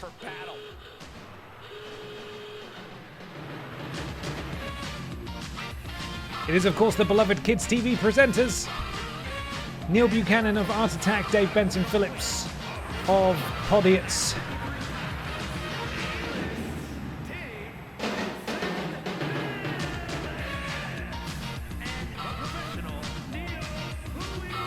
Two streams in a row without a Mod Squad title defense. Did we put Roman Reigns and Brock Lesnar as our tag champions? Bloody got him. Okay, here we go. Looks like the Curator in his very pointy collar is going to start things out. Of course, he's got the ringer of Silas the Dog Boy in the corner. The Curator, oh, look at this. Oh my goodness, beautiful. That is some innovative offense. I don't even know what to call that. From the Curator. Beautiful stuff. Sends Dave into the ropes, ducks under, jumps over, spins round, swinging neck breaker from the Curator. To DBP. I've got some friends visiting this weekend, and we are huge sickos for Supermassive games. So I have got The Devil in Me downloaded. Really looking forward to playing through that again this weekend. Love those games. Silas the Dog Boy now the legal werewolf in this match. Oh, beautiful assisted tombstone pile driver from Silas the Dog Boy. Although you can see actually that maneuver may end up backfiring because he's got his foot on the ropes as well for extra leverage. Because Dr. Anal Hill is now not allowed legally to tag in. Or sorry, he's not allowed to interfere to break up pins or anything like that. And a diving tag means Neil is now legal. It is Neil Buchanan. It is Silas the Dog Boy. Silas quickly takes advantage and then decides he's not actually done with Dave Benson Phillips. Oh, no, maybe he is. Oh, a bit of confusion. A bit of weird 2K physics wizardry there. And Silas has been dropped. Neil slamming the face of Silas the Dog Boy, the snout directly into the canvas and a stamp to the back of the arm as well. And Neil sends Silas into the corner. Tags in Dave Benson Phillips. DBP is now legal again. What are we looking for here? Are we going for some sort of assisted powerbomb? We certainly are. That's a long way to fall if you are that tall. Silas crawling for the tag. Can he get it? He's got it. Dr. Anal Hill, the legal person once again in this match. DBP, though, saw it coming, able to sneak behind. European uppercut, and then drops the elbow on the Curator. The strike spins him round. Beautiful sort of Olympic slam there from DBP. The referee fully getting in the way again, as usual. The Curator sent to the corner of beloved TV Kids presenters. Boot to the stomach from Neil Buchanan, who is now legal. Beautiful head scissors takedown into the cover. The referee sprinting all the way around the ring, and a kick out at nothing. A kick out at 0. The Curator able to counter in the corner there. DBP probably looking to get involved. He's got a sort of a crucifix pin. Oh, and a counter. These two are going pin for pin. Look at this silly bollocks. And a kick out again at 0. Neither person hurt enough. Oh, and the Curator absolutely not reading the situation correctly there. Springboard moonsault, finding absolutely nothing. Waiting for him at the bottom. Oh, and another counter from the Curator. He simply will not be the victim of a tag team maneuver. He won't have it. In comes Silas. And what do these two have in store? Spinning around and a shoulder tackle. Grab the legs. Oh, and then just wrenching the legs apart as well. The Curator just won't be curated. He won't. Silas doing something. I assume it's cool. We don't know because the referee will not fucking move. And a stamp from Silas. Oh my goodness me, look at that. Thunderous Uranagi. He immediately picks Neil back up, sends him into the corner. We go for another tag. What is this tag team maneuver going to be? Curator going to the middle rope and the double axe handle across the spine. Neil planted. Neil now lifted to his knees. Curator deciding where to go. Bounces off the ropes and a basement dropkick. And the Curator feeling confident as Neil Buchanan slowly crawls to his tag partner and he's able to make the tag. In comes Dave Benson Phillips, who is very fresh indeed. The Curator, though, waiting for him, says, you know what? If it's good enough for you, mate, it's good enough for you. I was going to say maybe he was going to go for a tag team maneuver there, but he got distracted by Neil still being in the ring. A to Superman forearm from Dave Benson Phillips and is now sent into the ropes. Jumps over. And DBP sends the Curator flying. That's not going to be enough, surely. Silas makes sure that it is not, as the arm of the Curator is slammed into the canvas. DBP, oh, he misses with that senton because the Curator was able to dive for the tag, and now Silas the Dog Boy is legal. Silas the Dog Boy sends DBP into the ropes, ducks down, and full mount. What's he doing? Just, using his power and size advantage to slam DBP into the canvas. They're definitely programmed to taunt when the enemy goes for a tag like that, right? Yes, they definitely are. So that is, I believe, what is known as a hot tag, where the person who's been beaten down dives for the tag. And for some reason, the AI loves to do a taunt to let the opposition make that tag every single time. They do it all the time. The Curator now into a sort of a tentative cover. DBP has his signature. Neil Buchanan very close to his. Dr. Anal Hill not far from his. Silas the Dogboy has his signature. Another tag here. Now we know that these two, that being the Dark Picture Pals, have a devastating tag team finisher available. And if they hit that, it's probably going to be all over. But can they hit it? That's the question. And can they get the pin?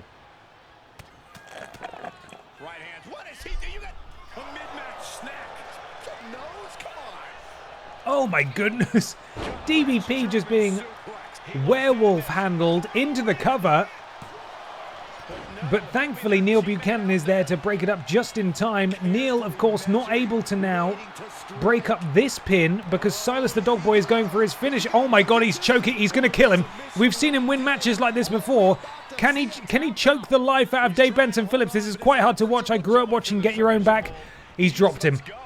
He's dropped him. He didn't kill him. He didn't kill him. Diving shoulder tackle. I was really worried there that we were going to see Dave Benson Phillips actually die. I was very concerned. Hello, YV1. How you doing? Good morning, I want to say. The Curator now legal. Jesus Christ. It's not looking good. Bless him. For poor DBP. The Curator could finish this thing off. Neil Buchanan is not legally allowed to break up any kind of pin or submission that takes place. Dr. Anal Hill has his signature. He tags in the giant Silas the Dogboy once again. And Silas, oh, we're going to go for an assisted. Oh, we're going to go for an assisted pile driver again. Silas, no, now is not the time. I think this is usually the moment where they would have programmed in a diving tag, but unfortunately for beloved kids TV presenters, oh god, not even Neil can escape. Silas, stop. Silas, heel. Heel, Silas, heel. Neil Buchanan is stunned. Silas needs to turn his attention to the person who's actually legal in this match, which is, of course... What? He's tagged in Dr. Anal Hill by doing a...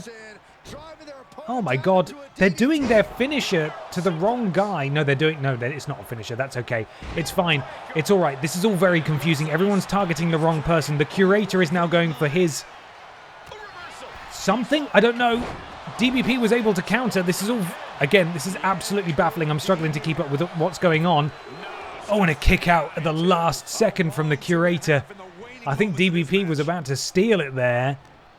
But the Curator manages to hang on for dear life. Oh god, is he going for his finisher? He's gone for his finisher. No, he hasn't. No, he hasn't. He's gone for a big move. I was going to say, everything has swung back the other way. Silas the Dogboy cannot break up any pinfall or submission now. Neil Buchanan has a signature. He tags in DBP, who has a finisher. This is not looking good for Dark Picture Pals. I really thought Dark Picture Pals had it in the bank. We could be about to see... He's going for his finisher. Silas can't do anything about this. If this hits Dr. Anal Hill, which it's going to... Oh my goodness, we could be about to see DPP handed... Oh, and a kick out, 2.5. 2 3/4. 2 999 thousandths. Is that a fraction? I don't know. Cool Scott Steiner, ask him. This continues. The crowd chants, "This is wrestling," and I'm inclined to agree. The controller's gone to sleep, but I have not. We continue. The BENXT Women's Champion is in attendance once more for this titanic encounter. She's thrilled to be here. She couldn't be happier. She's so thrilled. She's so thrilled to be here. Oh my goodness, DVP able to connect off the top rope to the outside. This match continues. Let's take stock. Dr. Anal Hill has had his ass absolutely handed to him. He is not doing well. Similarly, though, DBP is also very hurt. Neil Buchanan, not as hurt, but he has his signature. Silas has a finisher, very close to a signature, hasn't been hurt at all. However, he is not allowed to interfere with any pinfalls or submissions until he's tagged in. He's already stepped into the ring. All to play for here. Dr. Anal Hill desperately needs to make a tag. Oh my god, is this going to be a count out? God, that was so close to a count out there. A bit of a miscommunication from Neil Buchanan and Dave Benson Phillips there. DBP looking to go for a tag. Oh, and a counter. Again, the Curator does not want to have a tag team moved on to him. You can see how hurt the Curator is. He's slowly, and he's done it. He has made the tag, and we are looking promising again. A suplex powerbomb combo into the pin. And a kick out of 1 for some reason. A kick out of 1. Silas. Can he hit the signature? Elbow, repeated elbow strikes to DBP in the corner, in the home corner. Silas needs to stay on it. He needs to stay focused. Can he hit his signature? He's picking up a head of steam here. Runs back in. Massive clubbing clothesline to the back of the neck of DBP. Silas again, picking up a head of steam. Drops the axe handle over the skull of DBP. I take no pleasure in this. I don't want to see DBP or Neil hurt here. Full takedown, and he's biting him. And I think that flash of red means that we have drawn blood in this particular encounter. DBP has had his head busted open by the jaws of... Oh, into the cover as well, directly off, making him bleed. This could be it. Neil! Oh, God, Neil came in to break it up, but he got held up by the referee. He couldn't get past him. David. I used his full given name there. David able to kick out. Oh, my God, we're going for a front first. Oh, God. Silas is just so destructive. And into the cover with one hand. Surely not. Oh, and a kick out at 2 3/4 again. Oh my God. Oh, what's he doing now? Now we know that Silas has that devastating choke. Is that what we're going to see now? Silas potentially, or could he be going for the tag team finisher? We've seen them do this before. It's the forever move. Oh, I think they're doing it. We're going for a tag team finisher here. But it's still not done. They're still doing moves together. And now, surely it's over. Neil Buchanan is legally not allowed to tag in. And the Dark Picture Pals have done it. Bloody hell. An incredible tag team match. Surely these guys are on the rise in the tag division. They win with their tag team finisher once again. The ominous duo of the Dark Picture Pals, that being, of course, the Curator and Silas the Dog Boy, victorious to end BENXT tonight. Do I have time, or is it too late? I love this tag team, guys, and it's not helped by the music for sure. That is absolutely a massive contributor to how much I enjoy this tag team.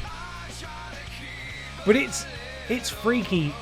It's quite frankly disturbing how well they fit The Undertaker and Kane's particular mannerisms in their entrance and finisher. But there we are, Silas the Dog Boy.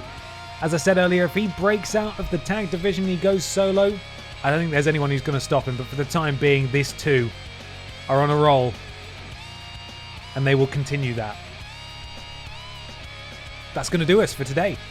Thank you so much for joining me. I hope you've enjoyed this edition of BENXT. Thank you for being here, wagering your channel points. The promotion continues to grow and evolve. Please join me next week for more BENXT.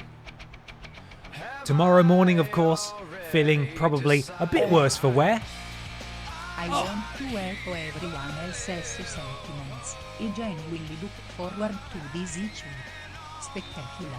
What does love matter? Number 27. Thank you very much for the very generous amount of bits there. I very much appreciate it. Thank you for the kind words. I'm really glad that you guys like it. I love doing these. I look forward to them every week as well. I'll be feeling a little worse for wear, as I was saying, but tomorrow morning I will be live with Dark Souls. We'll be continuing in Anor Londo. The bus leaves at 11 a.m. sharp, so please be there. I'll see you in the morning. Good night, everybody. Thank you very much for being here. Good night from BENXT.